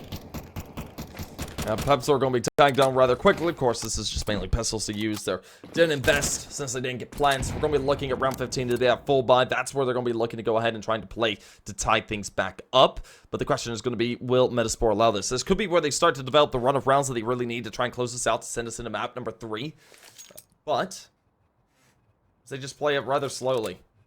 I'll be honest, it feels like Metizport have this game already. That's like just the vibe, the read I'm getting. With Nilo stepping up like that. Nilo's able to step up. If Nilo can step up, this map's over. But of course, he has been rather intermittent with it, and that's the whole issue right now. It's been a little bit hit and miss round after round. There are sometimes he looks fantastic, sometimes he's not able to find much, and well, it comes down to when we get these rifles back in this over here for eyeballers, whether he's able to perform or not. He's already got that A1S, carrying that over, making sure that he's got that for the next round. It's going to be necessary. Of course, he's going to be able to, but now he's got to go ahead and have it activate, as he has been on the bit of the lesser end of the server. We're really looking at like ZTR as well as Plopsky to really be those performers going over the past couple of rounds. Interesting, Jaquinho has a UMP as well. I was listening to Talking Counter, and they had a Liege on, and he's been a big fan of that lately. Picking up the UMP. Yeah, no, the UMP has people have been starting to use it more and more, preferring it over the MP9, which I find is, you know, that's just crazy. Like, well, why? So the way that Liege was explaining it was basically like, if he's going to be playing around, like, not aggressive, not like trying to play really aggressive in your face, then a more standard round, he'll take the armor pin that the UMP has. Okay, that makes sense. Has been the mindset. Either way, speaking of SMGs, it's not the UMP, the MP9 that finds the opening engagement for this round, and the fact that ZTR is upgraded and slinked away is crazy. It's massive. Yeah, no, it's a rather huge one to be had, to be sure. But look at that Molotov. Was that a miss molly, or did the T's throw that? I thought it was a miss molly. I actually don't know. I think it was a miss molly as well, which is quite unfortunate. We see players tagged down rather low. Of course, eyeballers, they don't have the info on that. Like, they'll know that someone just burned up a bit, but they're not going to be aware that they got Plopsky, ZTR, and Nillo all down below 50 HP. They're all down fairly, critical position, but we'll see what they're able to do. Adam B gives away his position, taps off a shot, doesn't connect up. Of course, JW tries to re-challenge that angle. I can't really blame him on this. Love this from Metizport. Start to react. Yeah. They're not giving anything away. They're only taking a fight there with a flash. Making sure that they maintain that man advantage, and so those low HP Eyeballers, they matter, but they matter far less when you are continuing to maintain this 5-on-3. Yeah, no, they definitely are. But what are these smokes? Ooh. Is this there's no way this is intentional. Oh, Lord. Well, hey, it works out for Eyeballers to get plants, but 2 players falling immediately leaves it down to JW. JW has to get himself a miraculous recovery here into the round. If only he knew how low they were. Yeah, no chance. I think if JW knows there's 3 players sub 50 HP, he might have been interested in trying for that. I mean, it's a 5-on-1. He's not going to win it, but just imagine.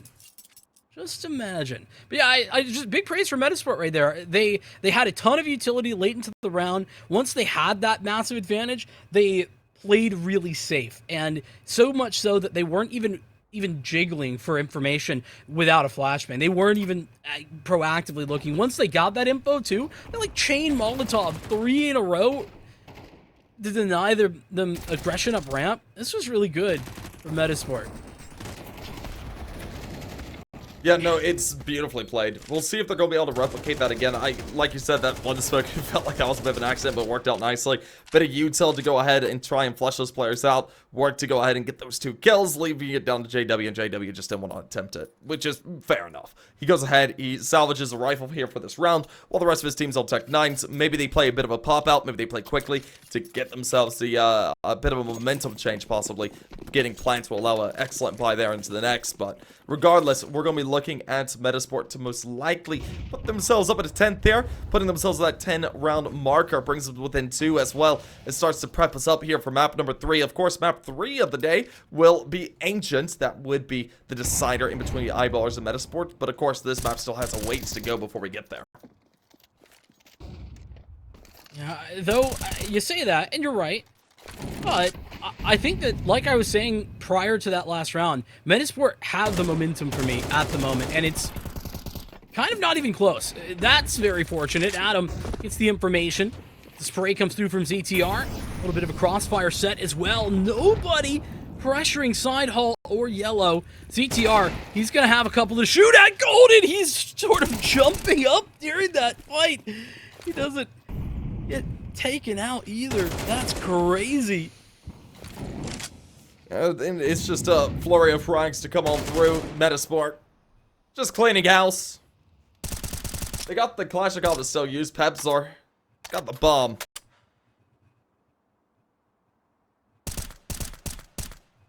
And ooh. Oh, I didn't see. Yeah. There we go. Brilliant round from Adam B. I mean, listen, he's going to get a free kill through smoke to begin that, but even then, his patience, his waiting game on the reswing there is solid. I love that he's just waiting for CTR to make contact, swinging off of that contact, and then re-rotating back through. Really nicely done. This is the... Dude, he is definitely in the air. Oh my goodness. Yeah, no, I don't think Golden should have hit that. He's able to get himself an AK, but of course he fell just immediately. Well, another round done and dusted. That's double digits. Metizport, they're looking for their 3 closing rounds at this point. Now, they are coming up against the rifles of Eyeballers, so that's where they could be able to go ahead and start to run their way up.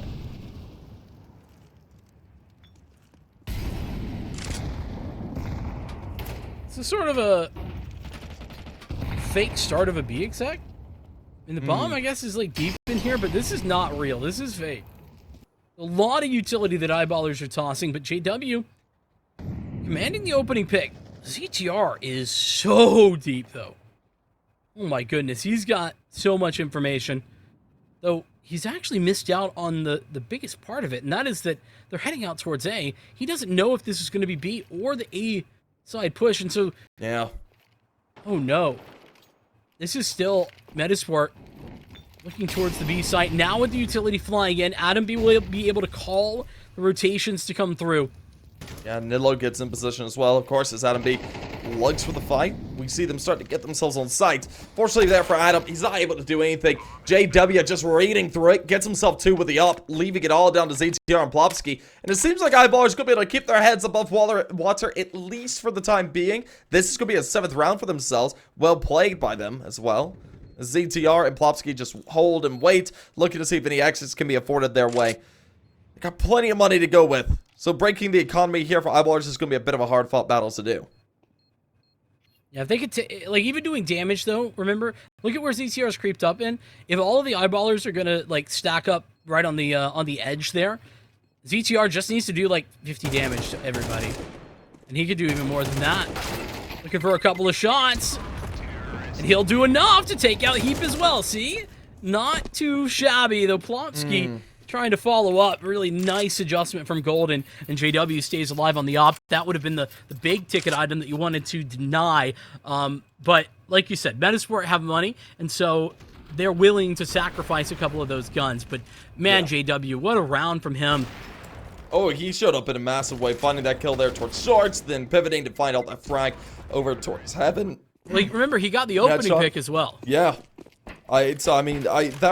The play there to get those two was really what sealed the deal. Finding out the initial pick allowed that movement, but then those two were the solidifiers. So, I mean, he was able to really crack things open. Now, as we get back underway, players there on the Metizport side are starting to have their economies dwindle down. They've still got 3 and 2K to work with, so money for a buy going forward. But as we do head upwards and onwards, look at this. Zapek starts things up, but the trade is swift. Adam B able to go ahead and close off that angle. And Eyeballers, what they do there in this round is they're taking space at mid. They had 2 players there, actually. Chiquinho's now posted with Yop. He's alone. But in doing so, they give up a lot of the ramp control that they would have otherwise had, and that's why Sopik has the space to creep up side hall. Good trades, though, for Adam, especially. The fact that he's going to get away with that one is great to see. Metizport readjust once again. We're going to set Chiquinho up at B after he misses the shot mid. That's not where Eyeballers are headed. Yeah. Got the read here over towards the safe side. They're playing it slowly for the time being. It's definitely the right call to make their way up through ramp. There are 3 players to deal with over there towards B. Of course, one's in quick rotation towards elbow right now. Nella's going to start to make his way back. As you can tell, he is thrown. The call is made. 30 seconds on the clock. They'll start their execute. Shots through the smoke. It doesn't connect up for too terribly much. Heap is low, though. Ooh, the boost. And that's a lot of damage. These players are so low. And into the post plant. The retake's surely going to be coming through. And the only player at high HP is eliminated. And just like that, it's down to JW. Heap as well as Golden. And as Heap falls away, Plopsky needs to deal with the Opper. Oof, I thought he had that connect. Op shot's a bit of a whiff. It leaves it down to Golden. Golden's last man standing. They're already on the defuse. He can't go for the defense, unfortunately. That's going to be all she wrote. Metizport not allowing a run of rounds to be developed. Instead, we see them go ahead and hit 11, bringing it within 1 of map point.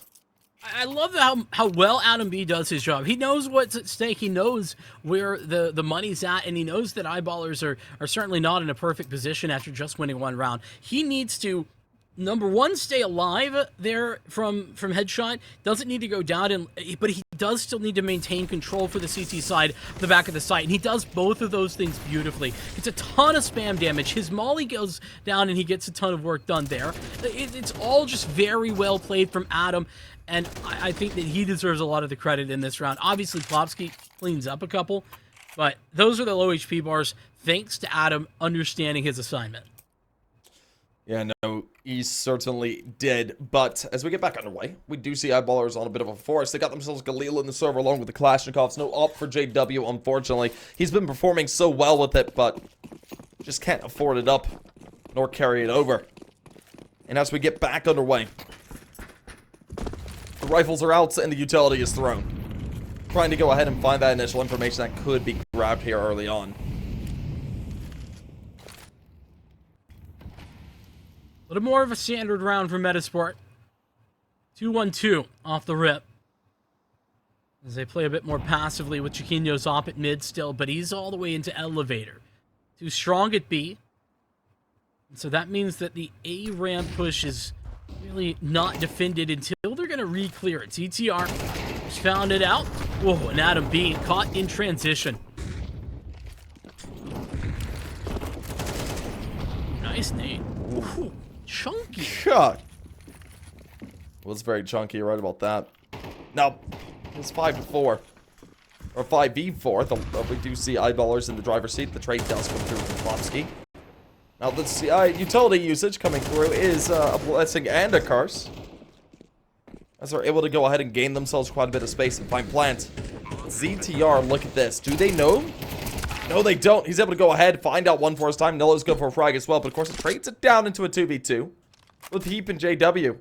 Oh, they have no idea. No idea, yeah. Yeah, Plopsky. Plopsky.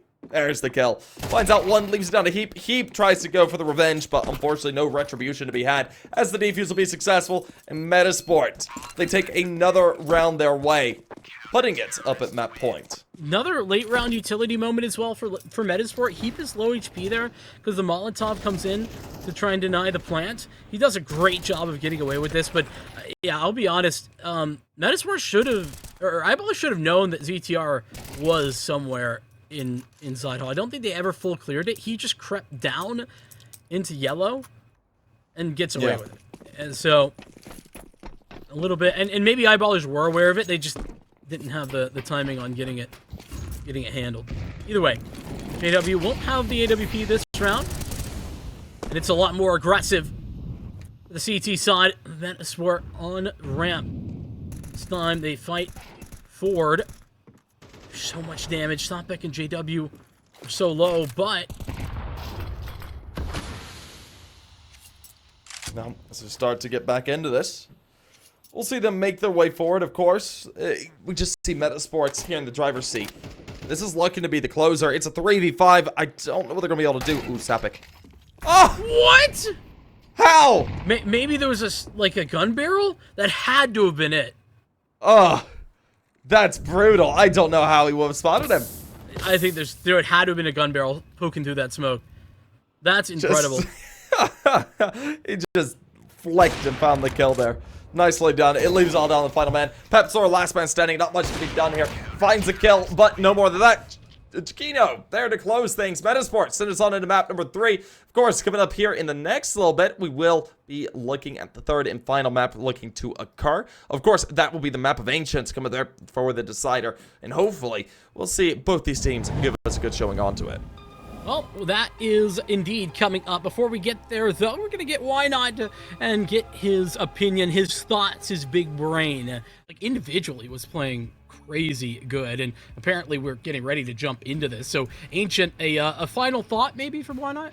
No, I was just going to say that this is going to be a barn burner as well. I hope that you guys enjoy this one because this is new data we get to absorb together.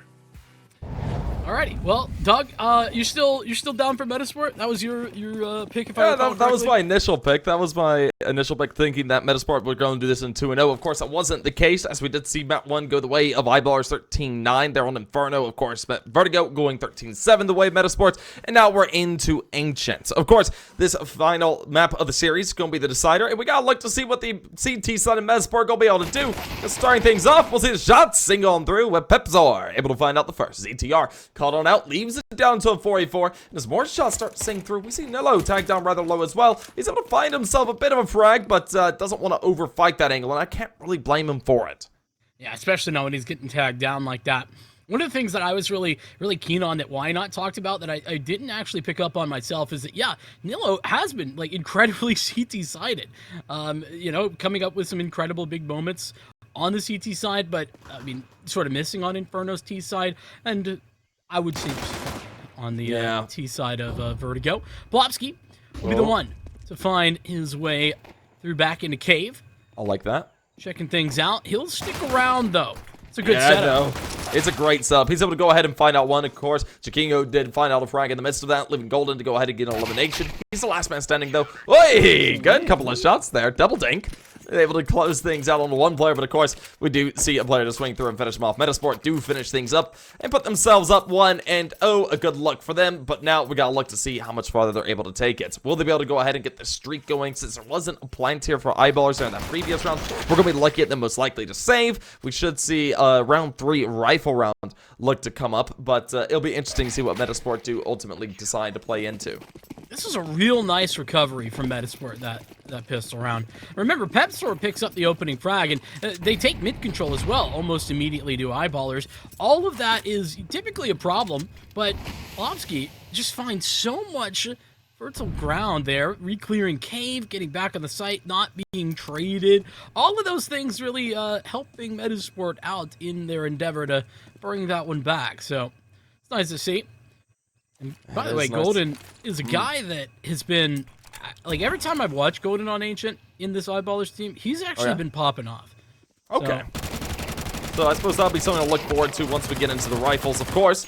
Heap is going to be able to find out the kill in the midst of all that, but it's a flurry of frags the way of Metizport. Just able to go ahead and close things up. That's expected. We're into the rifles, though. And this is, like you were saying, you look forward to seeing what Golden can do, is the rifle round where he needs to go ahead and pop off nicely. I just want to shout out Jaquinho, who just got a 3-man FAMAS spray down. Oh, yeah, I love it. That might never have happened before, ever, actually. that gun is so garbage. I'm like, yeah, it isn't the greatest gun in the world, but I guarantee you there's been 3-man spray downs with a FAMAS and officials before. Like, come on now. No. You're right, but it's still garbage. It's probably been a very long time, though. Not very many of those in CS2, I'd put it that way. Yeah, needless to say. He's got a lot of space to work with. It'll be traded off the back of Nilo going down through the smoke. And so Metizport getting up in the faces of Eyeballers, as you like to see on the CT side. When you have utility and it's flowing, you can take all this space that you want. Yeah, no, this B lane position that we see Metizport already vibing for is such a pivotal position, and they're able to do it in very classically. Go ahead, they lose 1, but they find 2. They shut down the initial aggression. Of course, they do re-advance it now that the smoke is dissipated. ZTR gets tagged down for it, backs off, not wanting to overplay that fight. That's smart. But now, as they start to edge their way up, ZTR holding a bit of a tight angle. He has to win out his fight here. If he loses this, that is the round going to be in a very precarious state. But instead, he gets off the damage and he goes back. That's crazy. Why are you replaying this? Dude, ZTR, he just can't quit. He can't quit the Jaguar. He is. And he's got Adam B for support as well. A little dicey on the spray, but Adam B will deliver onto a Golden who just didn't have any idea. He is the high health player. He's creeping in. He'll take the first frag, cut the numbers disadvantage somewhat significantly. Yeah, no, it's down to this 2v3. Look at this. Heap, Pepsor. I like this positioning. Heap's going to play for this aggressive fight. Starts to peer through. Oh, timing's bad, though. We do see Adam find out one Pepsor there on the trade. Leaves it down to himself in a 1v2. Ooh, he spots out the back of one. Uh-oh. Uh-oh. Uh-oh. Uh-oh. Oh, I got it no. off. So didn't want to like full commit to that spray because he knows that there's 2 players left. If he's going to commit to that spray, the second guy swings him and he's just dead. So that's why he's tentative in that approach. Ultimately, though, doesn't get the spam fast enough to deny the defuse. Man goes down, but he'd already cut the right wires. Yeah, no, the wires cut. That was really close. I thought he might have been able to get it off a bit earlier, but he didn't follow through on it, which is a bit of a shame. But as we do get back on the way, Metasports are on that 3-0 streak. We do see the rifles back out in the field here for Eyeballers. The Kalashnikovs and utility abound on their side, but the question is, will they be able to use this to great effect? Well, for the moment, Eyeballers have gathered up the control that they found so very difficult to actually claim in the first gun round. B lane that you were talking about. Lofsky the one over in caves, ETR elsewhere. At the moment. This is really a slow approach for Eyeball. What? Where was that smoke meant to go? Oof. I guess it doesn't matter if you hit a shot like that. Nilo falls and now Eyeballers have all the mid control they want. I know they do. They're going to be looking to go ahead and try and exploit that to make their way up. Ooh, Jaquinho. Man, this is ultimately a fake. It seems to be heading over here towards B. I suppose that the call was right, but I really like that we got Sapek. He spots out that player. He doesn't want to fight him, though. It's going to call for the rotates. We do see Adam B find out a quick frag. JW is there on the trade. Sapik catches out the rotator and is left all down to the final man. Plopsky, saying 4-1. Then you find out 4 more. It seems unlikely, especially how deep on the side he's located. He's going to hit the first. Now they all got to come from the same angle. Oh my goodness, Plopsky. He had a chance, and he knows. He saw it in his player cam. He was ready for that spray down. Well, that was a very close round for a second there. It looked like Plopsky could have pulled off something. He found out the first, second, but not the third. Just swung through. It's a nice way for eyeballers to get on the board, and what a crazy round it was. Metizport push aggressive through A after they lose mid control. That's pretty regular, pretty normal, but eyeballers, on the other hand, they creep up through house, and nobody actually sees what's... Actually, they weren't in house. Pardon me. They creep up through Donut. Nobody on the A side sees. CTR on a quick rotation. They actually had the right read. The bomb was over towards B, but when eyeballers find nobody at A, what was meant to be the fake is now the main prong of the attack, except for Jaquinho, who's pushed all the way through A, and he's now in mid. He goes down, and then eyeballers can group back up. It was just a crazy round of timings. Yeah, it really was. But now as we get into another round, which is 5-7s, UMP out in the field. We're seeing that yet again. But the 5-7 able to go ahead and sing out. Look at that, Adam able to go ahead and find out the first. That's going to be Sapik being eliminated there early on. Leaves it down to that 5v4. Of course, a rifle is collected for his time. He's able to do it cleanly at that. 100 HP. It's a really good look. Your call back to Inferno, there was a bunch of pistol round wins. Eyeballers picked up, I think, 2 or 3. Metizport had at least 2 on their CT side, and I think they had a couple of close rounds as well once they got into the T side. It was really interesting and very effective. Much more so than I think you would tend to expect. Maybe seeing a return to that type of form here on Ancient. Very spread thin eyeballers as they re-clear towards the mid side of the map. Meantime, Pepsor trying to just lurk up onto B. He won't actually get a kill, and he'll only see 1. So the stack, not yet known. Yeah, no. That could play into their favor, but seems that the side of eyeballers might want to head here through Donut to get towards this A site. They're already deploying a bit of utility to try and flush out positions over towards Donut, but as they double back, make their way towards B lane, it looks like there's going to be a B hit. 30 seconds on the clock. They have to commit. Commitment coming. Here it comes. Now this 5-7, gonna be able to go ahead, sing out for another. Plopsky, good for a frag, leaves it down to a 3v3. They're keeping this nice and close. Adam B still able to take a fight, though. He's got the Kalashnikov. If his teammates are able to find more kills, he's definitely gonna be going for this. But unfortunately, there for ZTR, he's dealt with. Wait, now, Nilo's still here. Oh! He's got 2. Adam B comes in for the 3rd, and they team up to make them pay. Metizport creeping in the smoke. As Nilo gets it done, his dig is delivering again and again.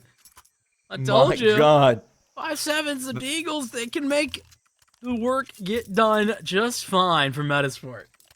Oh, yeah, they certainly can. That's so unfortunate for eyeballers as well. They really wanted to go ahead, put that at 4-2, bring themselves within half, and then just look to go ahead, try and find the next 2 to play for that tie for the 8th round. But that's going to be denied here for the time being, at least. But we'll see what they're going to be able to pull off coming up here into the future. They still have a chance at getting themselves towards a good tie here for this first half. Sitting at 6-6 will be name of the game. But as a Molotov goes down, JW, forced out of position, plays up with the P250, and is dealt with very swiftly. Pepsor did get 1 in the midst of all that, of course. But we got to see if he's going to be able to go ahead and activate yet again. So he's the only man with a rifle. The shots ring out. Unfortunately for him, no chance at. But there's Sapik. Nice little dig shot. He's able to find out ZTR. And this would be maybe a chance for eyeballers if it weren't for the fact that they were getting closed in upon from all sides from the very beginning. Golden starting to take a run towards T-spawn. Glock and armor? Why does Golden have... I'm so confused why he has a Glock and an armor. But regardless, Metizport. Yeah. Get it done. And a couple of weapons lost. Not the biggest of deals. 3 AKs though. Yeah. Hung on to. That's a massive one. They're holding on to quite a lot there from previous rounds. Those 3 AKs are going to be quite nice in their hands, of course, as we do head into a very important round here for the side of Eyeballers. This is where they really have to start coming alive. They've got themselves a Kalashnikovs. They could go ahead, look to try and break the economy here in the next round or so, there to get a bit of a run really underway for themselves and try and shift the momentum into their favor.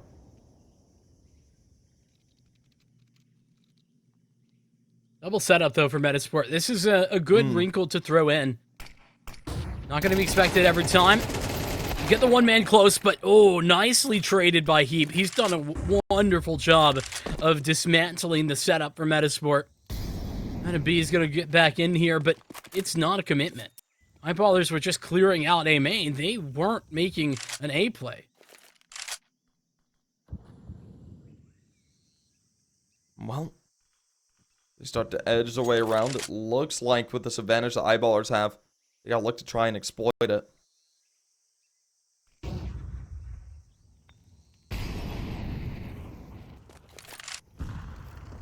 This reclear from Adam B. Starts to get proactive, and this is the only way that Metizport are going to win the round is him gathering information.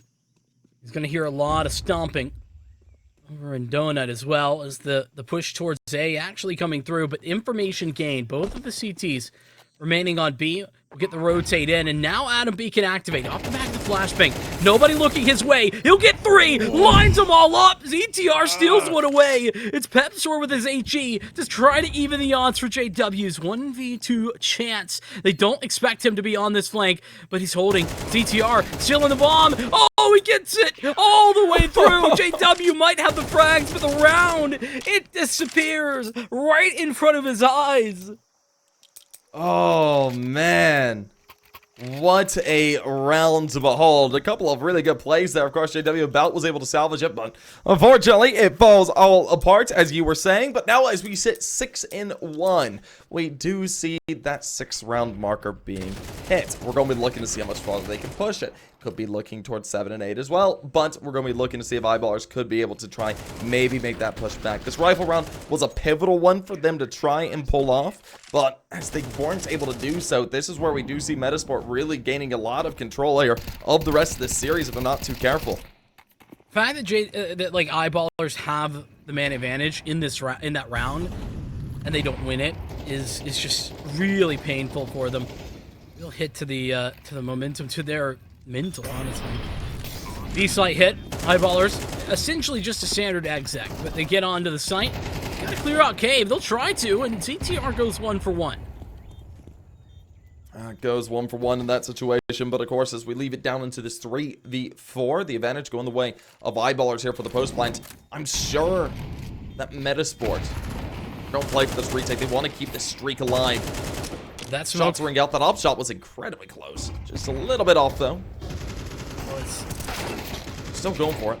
The time was such a big problem for Metizport in this one. That smoke for Cave, they actually had a chance to win. Unfortunately, they had taken too long to try and allow for, I think it was whoever Sopek got in Jaguar, whoever he clawed out. They were trying to wait for that mid guy to get activated. And if Sopek doesn't win that fight, then Metizport have a really incredible round-winning opportunity. But that didn't happen, and so they had to take a little bit too much time to get started. And here's what this does mean. Remember, Metizport, they won the round, but they lost everybody in that JW 1-on-2. So, their money is absolutely screwed. They're back down to the pistol's armor, but hey, remember, Metizport already won a round such as this. Well, this is just a bit of a piss around here for Metizport, unfortunately. Of course, this should be where Eyeballers go ahead and bring themselves within 3 of tying things up. We see them starting to sneak their way forward. Playing it slowly here in the beginning. They don't want to give away a round to Metizport that should be taken. Unfortunately there for Sapik, he already gets caught out there. Leaves it down to a 5v4. Advantage starts to go the way of Metizport. Of course, they've still got to look for a bit more. Ooh, no. I love that he pushes that. He plays for that fight, wins it out, goes for a second, not able to do so. Of course, that Molotov forced him forward. Now Adam B, only man with a rifle here from Metizport, needs to go ahead, react swiftly. That HE, that's chunky. Now as we're down to the final two, things are scary here for Eyeballers. They've been picked apart. This is a round they needed. They go ahead and look for Plant. There's the dig to ring out, leaving it all down to Pepsor. No, dear, oh dear. What a round to drop. This is a 1v4 now. He starts things off with a quick kill. Bring it down to a 1v2. He was good for a double before he fell, but that will be all she wrote for his Metizport. Continues things up and onwards. Man, it can't keep happening like this. They can't keep getting away with it. Adam B with another incredible moment there. Just really patient inside of Donut, but the play from Big Box to start that round as well. Just so solid. Metizport claim another pistol buy win. This one, I mean, it's a force buy, but when you're looking at Deagle's 5.7s and armor, and not much more, those are the ones that, they aren't USPs, but it is as close as it's ever going to be. Investment works out brilliantly for the Metizport, taking advantage. That's something we've not seen yet. JW getting aggressive, finding activation early in a round with a double opening towards the B site. Yeah, we've needed JW to go ahead and activate in a big way over the past couple of rounds. He's able to do so here and now. There with the AWP in tow. Of course, that does leave it down to a 3v5. That advantage going the way of Eyeballers. They've got to look to try and crack open these sites. So it looks like they'll play over there towards A. There's one player to hold it down. That's Adam B. The rotates start to come through. He's calling for it. They start to swiftly make their approach. Adam B edges his way forward. He's got to find this kill. And unfortunately for him, Sapik is able to shut him on down, leaving it all down to the final two. And there's no chance at a bit of a retake. We're going to be seeing the back on off and look to carry things over into the next.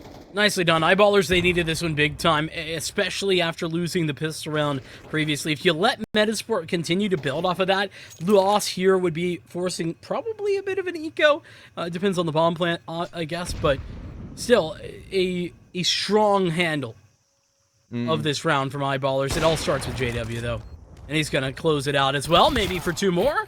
No, not gonna be happening, especially not while he's jumping with an op. Unfortunate.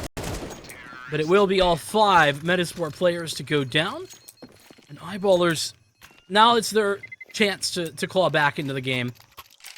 This map hasn't started all that great, but it could still end just fine. Yeah, no, it really could. A bit of a 7-5 half here for Eyeballers would be ideal for them at this point. They can't afford for this to drop too much further. They've been able to go ahead and start to gain rounds off the back of this one. This is where they could be able to start really running things through. Now, as we see a bit of a 5.7 FAMAS MP9 type of round coming on through. Metizport, they buy up into this one. They've had a lot of good success on these type of rounds. So maybe they can get it to run through, but we'll see. Surely not a third, right? No, that couldn't happen. I think could, possibly. It could.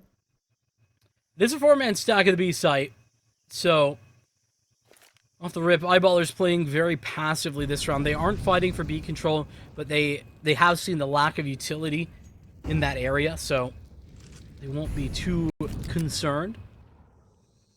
Late mid presence as well for Eyeballers. They're not walking into anything without getting confirmation. Yeah. And I can understand that mindset after losing 2 pistol armors. This is looking good.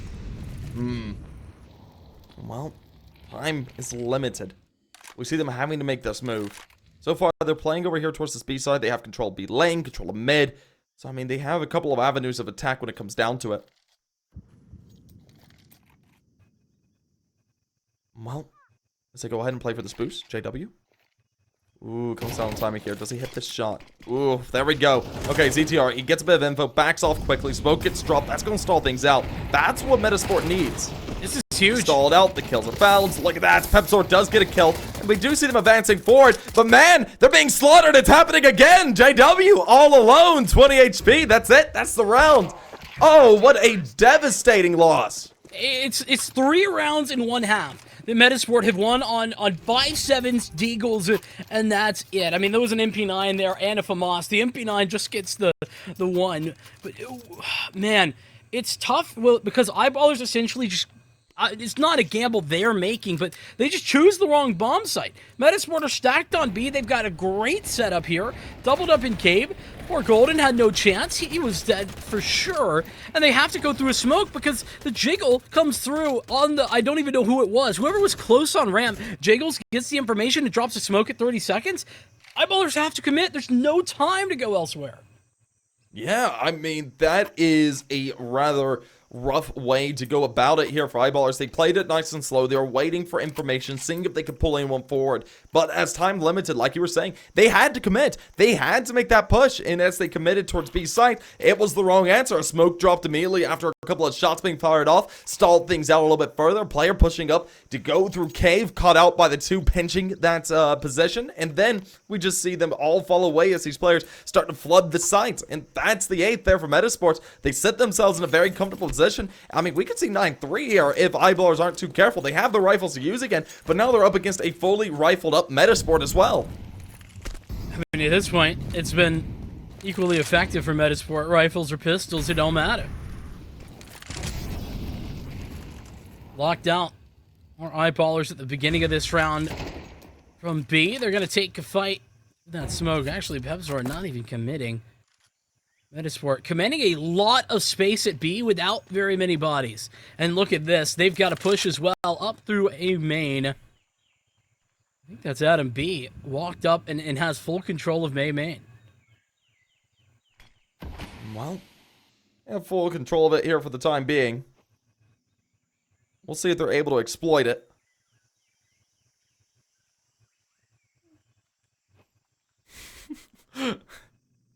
Anyways. We're into a fairly interesting position currently. The upshot is going to have to come through here from Giacchino if he does want to try and pull things off. We do see Nillo get himself a nice little one to go ahead and start things. And as it's left down to the final 4, they start to make their way up. Looking for this engagement. Nicely done. They're able to get one, but we do see 2 quick frags come out from Plopsky and ZTR. Golden does trade it back, leaving it down just to JW. He's the last man standing. And now, as he goes ahead, finds out one, Plopsky falls away, and he's holding this post plank. Util goes out. Oh, nice. Off very high. That allows him to go ahead and keep holding. Spots out one, doesn't connect up the shot. And there it is. Swinging, that'll be the closer. JW with all sorts of good ideas in that one. Unfortunately, he was asked to 1v2. He nearly made it happen. Asked to 1v3. Close but no cigar. And now, it's not just that 8th round. It's 9-3. Eyeballers. I keep going back to it, but they need to figure out a way to not lose to pistols. Yeah, they're looking a little bit like Sinners Esports, unfortunately. Oh my goodness. You speak from experience on that one, I know. Yeah, I do. It's really unfortunate. If you don't know, very sad. Doug is the... It makes me very sad. Doug is the Sinners caster, and apparently this is a problem. It's been a problem for as long as I can remember. But anyways, now that we're into the pistols, let's see. Can Eyeballers overcome the pistols this go round? As they are on that CT side, they have dualies and USPSs to work with. Meanwhile, Glock's in the hands of Metizport, and it is a thunderous approach over here towards the B site. Of course, shots ring through. Nilla able to start things off. He does react, finding out some kills, but not too many. Only finding one for his time. It's tough. Plank goes down there into the post plank. You really want to see more from a dualies there. A pair of dualies? Yeah. A dualies? No, a pair of dualies. Part of this one for Metizport. So Smoke's looking good. Resmoke coming through though. That's for A ramp or B ramp, excuse me.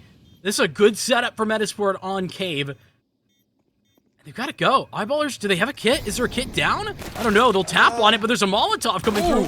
Oh, sublime from Pepsor. Sopbeck's going to hit another shot. Do they get a kit? No, there's not a kit, and there's another Molotov. Oh my goodness, that's brutal. Well, that's the way to do it, I suppose. We see the side of Metizport continue things onwards and upwards, putting themselves at a 10th. That's double digits reached. They're within 2 of map and series points all of a sudden. This is the fact that Metizport are getting away with these. They had 2 Molotovs, I didn't see who bought it. Eyeballers had to have bought one of those. Like, right? Surely. There's no way they had two mollies on pistol round. Because they had 2 smokes as well. Yeah, did they invest mainly into utility, or would they just find some stuff on site? I was not looking at the utility bars, I'll be honest. But I wasn't either. Yeah, that's crazy. Well, I mean, in pistol rounds, especially for the T side, you're kind of expecting it to be, you know, armor pistols. Is generally what. Well, I know they had 2 smokes. I just like, how would they have 2 mollies too? Anyway, doesn't matter. There must have been no armor. They win the round. It wins them the round though. Is that's the thing? It does. Eyeballers had no kit though to begin with. I don't know if they would have been looking. I don't know if that really would have been plausible either way, but good reaction here. Molotov to split them off as they try to approach up the B ramp. And oh my goodness, Sopek's running him down! Jaquinho goes by the wayside. Oh no. Bomb is dropped and it's fully in control of Sopek, but his HP is low. Yeah, this is a very interesting position to be in. Metizport, they do have the man advantage, but they don't have the bomb. So now we gotta look to see where they're able to go with this. And as we see them starting to make their way up, ZTR, he finds out the first arrow to JW, leaving it down to Sapek and Golden. Last 2 men standing here for Eyeballers. Well, Metizport, what you gonna do? Are you gonna challenge Sapek here? You have to. What are the choices there? Golden, he attempts stuff with the D. Nothing is to be successful, though. Sapek does give himself an additional kill. Get him all, 3 Sapek. HP in a dream. Do it. Do there we go. it. Oh my goodness, he was close. He almost did it. It was incredibly close. That would have been great, but just not there for it. He lined up 2 there, by the way. This is crazy. Sopek is like, he's got him on the reload. No chance to do anything else. And he just runs him down. Great stuff there from Sopek. Unfortunately, the rest of Eyeballers, it's less than stellar. A 11-3 scoreline. They're rebuying again. So if they can't win one of these forces, they're just going to be buying all half. In fact, they're already committed to buying all half, regardless.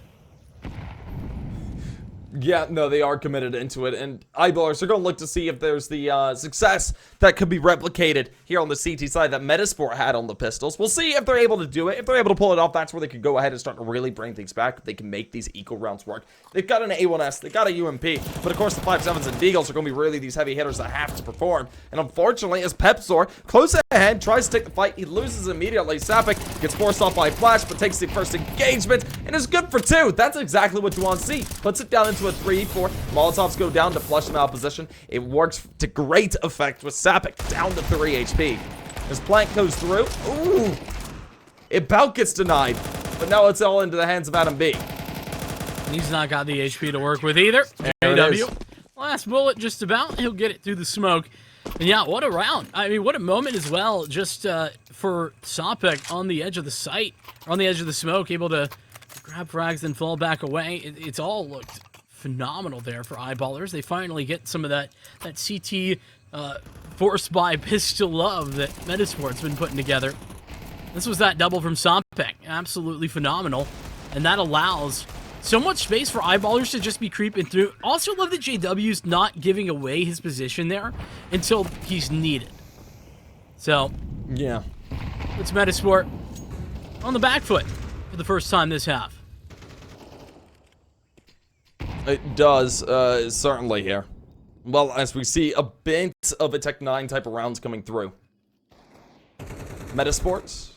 I mean, maybe they get the upset again. Tech 9s are good little weapons when it comes down to it, and it definitely has the chance to get upsets, but keep making light work of 2. It would find Jaquinho as well as ZTR. Golden finds out 1 as well, and is left down to Nilo, as he is the last man standing. Just hanging out towards mid. The UMP about to face him down. Flashbang as well. Nilo with a dig though. Give him a dig. He's got a shot every single time. But he really does. Not he really. gets 1. No, there's 3 plays. They come at him in V formation, just straight up swinging into 3 crosshairs. And so Metizport are actually going to be on an eco this time around. Eyeballers with a long road to recovery, though. Let's be real. There's 2 rounds they've already picked up. One of those, pistol win. But Still 6 to go before they're even tied, and that's really no room for error. They can give up just 1 round. Well, as we get underway, it is just pistols to use. There are Glocks as well. JW. Yes! I'd love to see it. UMP cleans up 3 and a, well, done round already. The CTR has reclaimed the UMP and a little bit of utility, but I don't think it's going to matter. They are still armorless, and with a ton of time just to wait, all the space is gathered for eyeballers. Yep. As we do see the shots ring through, ZTR is able to find out at least one. That's a little bit of something. But that's going to be all she wrote for it. 2 kills on a Glock round isn't actually bad, though. No, it's not. That's actually really good when it comes down to it. You can't expect too much out of the Glocks. I picked up a UMP, was able to finish off 1, which is a really good look as well. So, I mean, really, they just deny some weaponry, deny some economy, force some buys. That's what they wanted here. And now they're into the rifles, and they have the chance to try and look to break maybe an economy or two. You're looking at JW being incredibly low since he bought up that up, being at 650, but the rest of them up towards 4, 5, 6K. So, I mean, there's money to go around. Yeah, and all eyeballers need to ensure is that if they lose 1 round, they can still rebuy into the next, and that's already been done. So just 3 rounds into this comeback, and they've done the biggest job. Which is nice to see. Heap, this is ambitious. He's got flashes to provide support. Smoke down. It's not gonna give him anything. That smoke provides coverage for Metizport.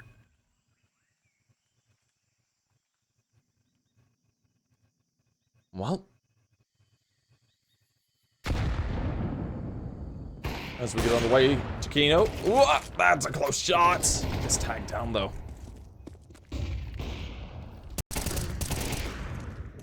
Well, Holden gets away with it. Oh, I thought he was going to slink it back, and instead he continues to push forward. Finds himself at the business end of the AWP, which, I tell you, not ideal. No, it is not. Oh, Jaquinho, is he going to be looking for this from Pepsor? He is looking for it, but he doesn't get the shot off, and that's the bomb dropped. Eyeballers, they had a man disadvantage, but now they have a round-winning play from Pepsor.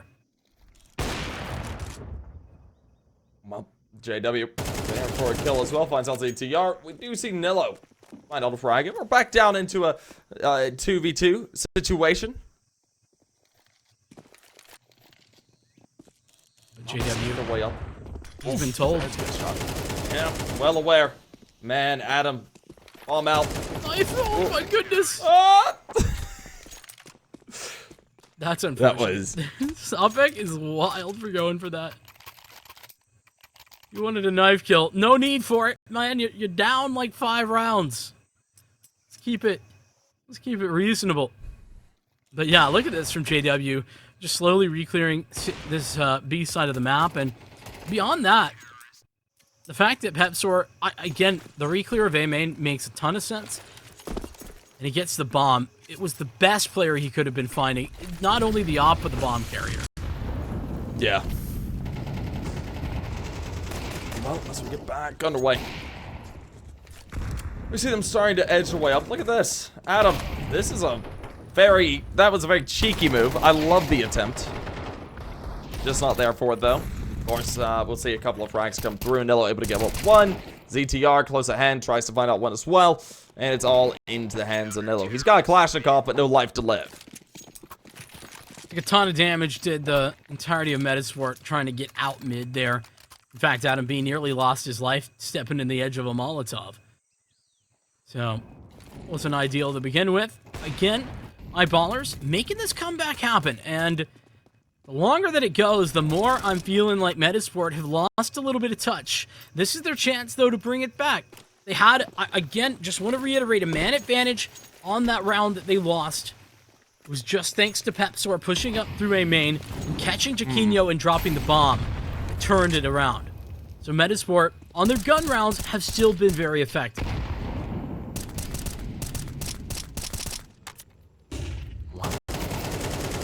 into the gun rounds. Metizport able to start things up. Oof, I thought there was another kill come through there. Nilo was able to find it regardless. Pepsor falls away. We do see, oh no, Sapek. That is such a shame. He gets eliminated, leaving it all down to JW. JW's last man standing. And right now, Metizport, they just picked them apart piece by piece. I mean, it wasn't even anything crazy. Metizport just fighting for lane control as they have been pretty much every gun round. And then Sapek caught in transition, spam through a smoke. You know, each individual kill just finding no presence on the map. There it is. And it's all 5 surviving for Metizport. A flawless round from them. 5 live at the very end. And it was explosive too. Eyeballers, they try to get up in their faces and they get slapped down. Yeah. It's a bit unfortunate to see them get smacked down that hard. But of course, now as we do see Eyeballers back on the rifles, they've got to look to try and make this run. They can't afford any mistakes, any slip-ups in the rounds, as we do sit 12-8. It is a hefty lead being held, but it can dissipate in a rather quick format.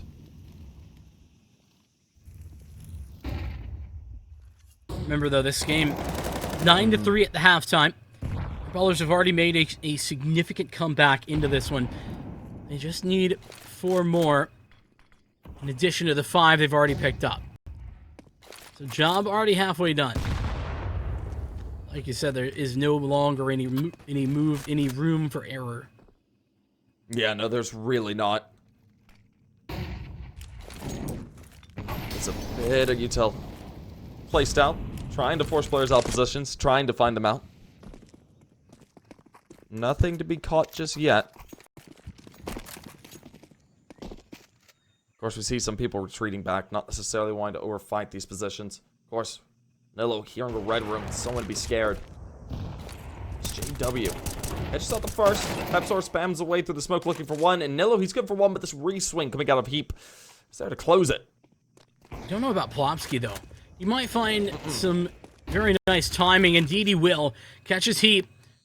Now it's just up to JW. He's already done some good work. The AWP falls. Jaquinho can't follow that up. Molly for Brokey. And he's just sitting inside of it. He won't pay for it with his life either. Plopsky needs the bomb. He'll punch in the numbers. Re-Molly for Brokey. AW low.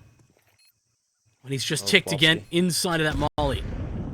Yeah, he's going to be well aware of that one. Takes the first fight, but it's just not there for it.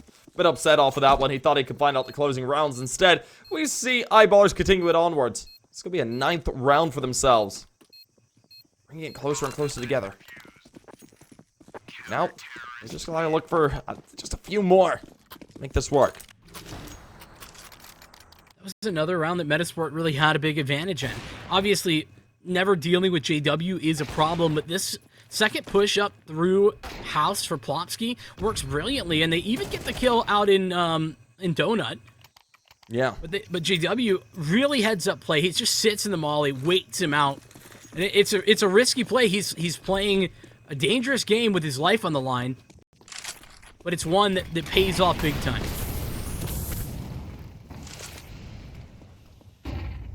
Now. Letting Util gets tossed on out. They try and find any spam through the smoke. That gives a bit of information. There's a few players there. Sapek going to respond to it, of course. I think it's a bit of a bait. Plopsky starts to make his way forward, looking to see who reacts to that spam. Unfortunately, he's not going to be able to see anyone just immediately. Sapek. Gotta be careful there. Eyeballers. Yeah. Are alone, and Plopsky getting a lot of damage done to him through the wall. Metizport shaping up for the B exec. Smoke for short. They don't have a long smoke? Oh, they don't. Unfortunate.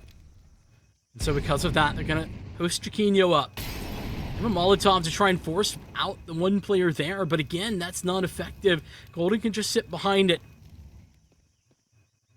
He's just going to hold firm, but unfortunately there for Heap. DTR, very quick. He's able to find out the first. We do see Pepzor coming up with 2. That's massive. It's a refrag in the midst of that. Let me get down to a 3v3. Eyeballers, they seem to be holding on. Wing comes out. The flash is good for one. He's able to retreat as well, escaping that. He gets two. Get all down to JW. JW versus the world. Another one. Survive here into the series. It could be bowing out of the event. And as the shot rings through, Giacchino there to close it, puts Metizport up 13. And just like that, they move on in the bracket. They do, 13-9, and you know what? Metizport, they had that game pretty much the whole time. They never really were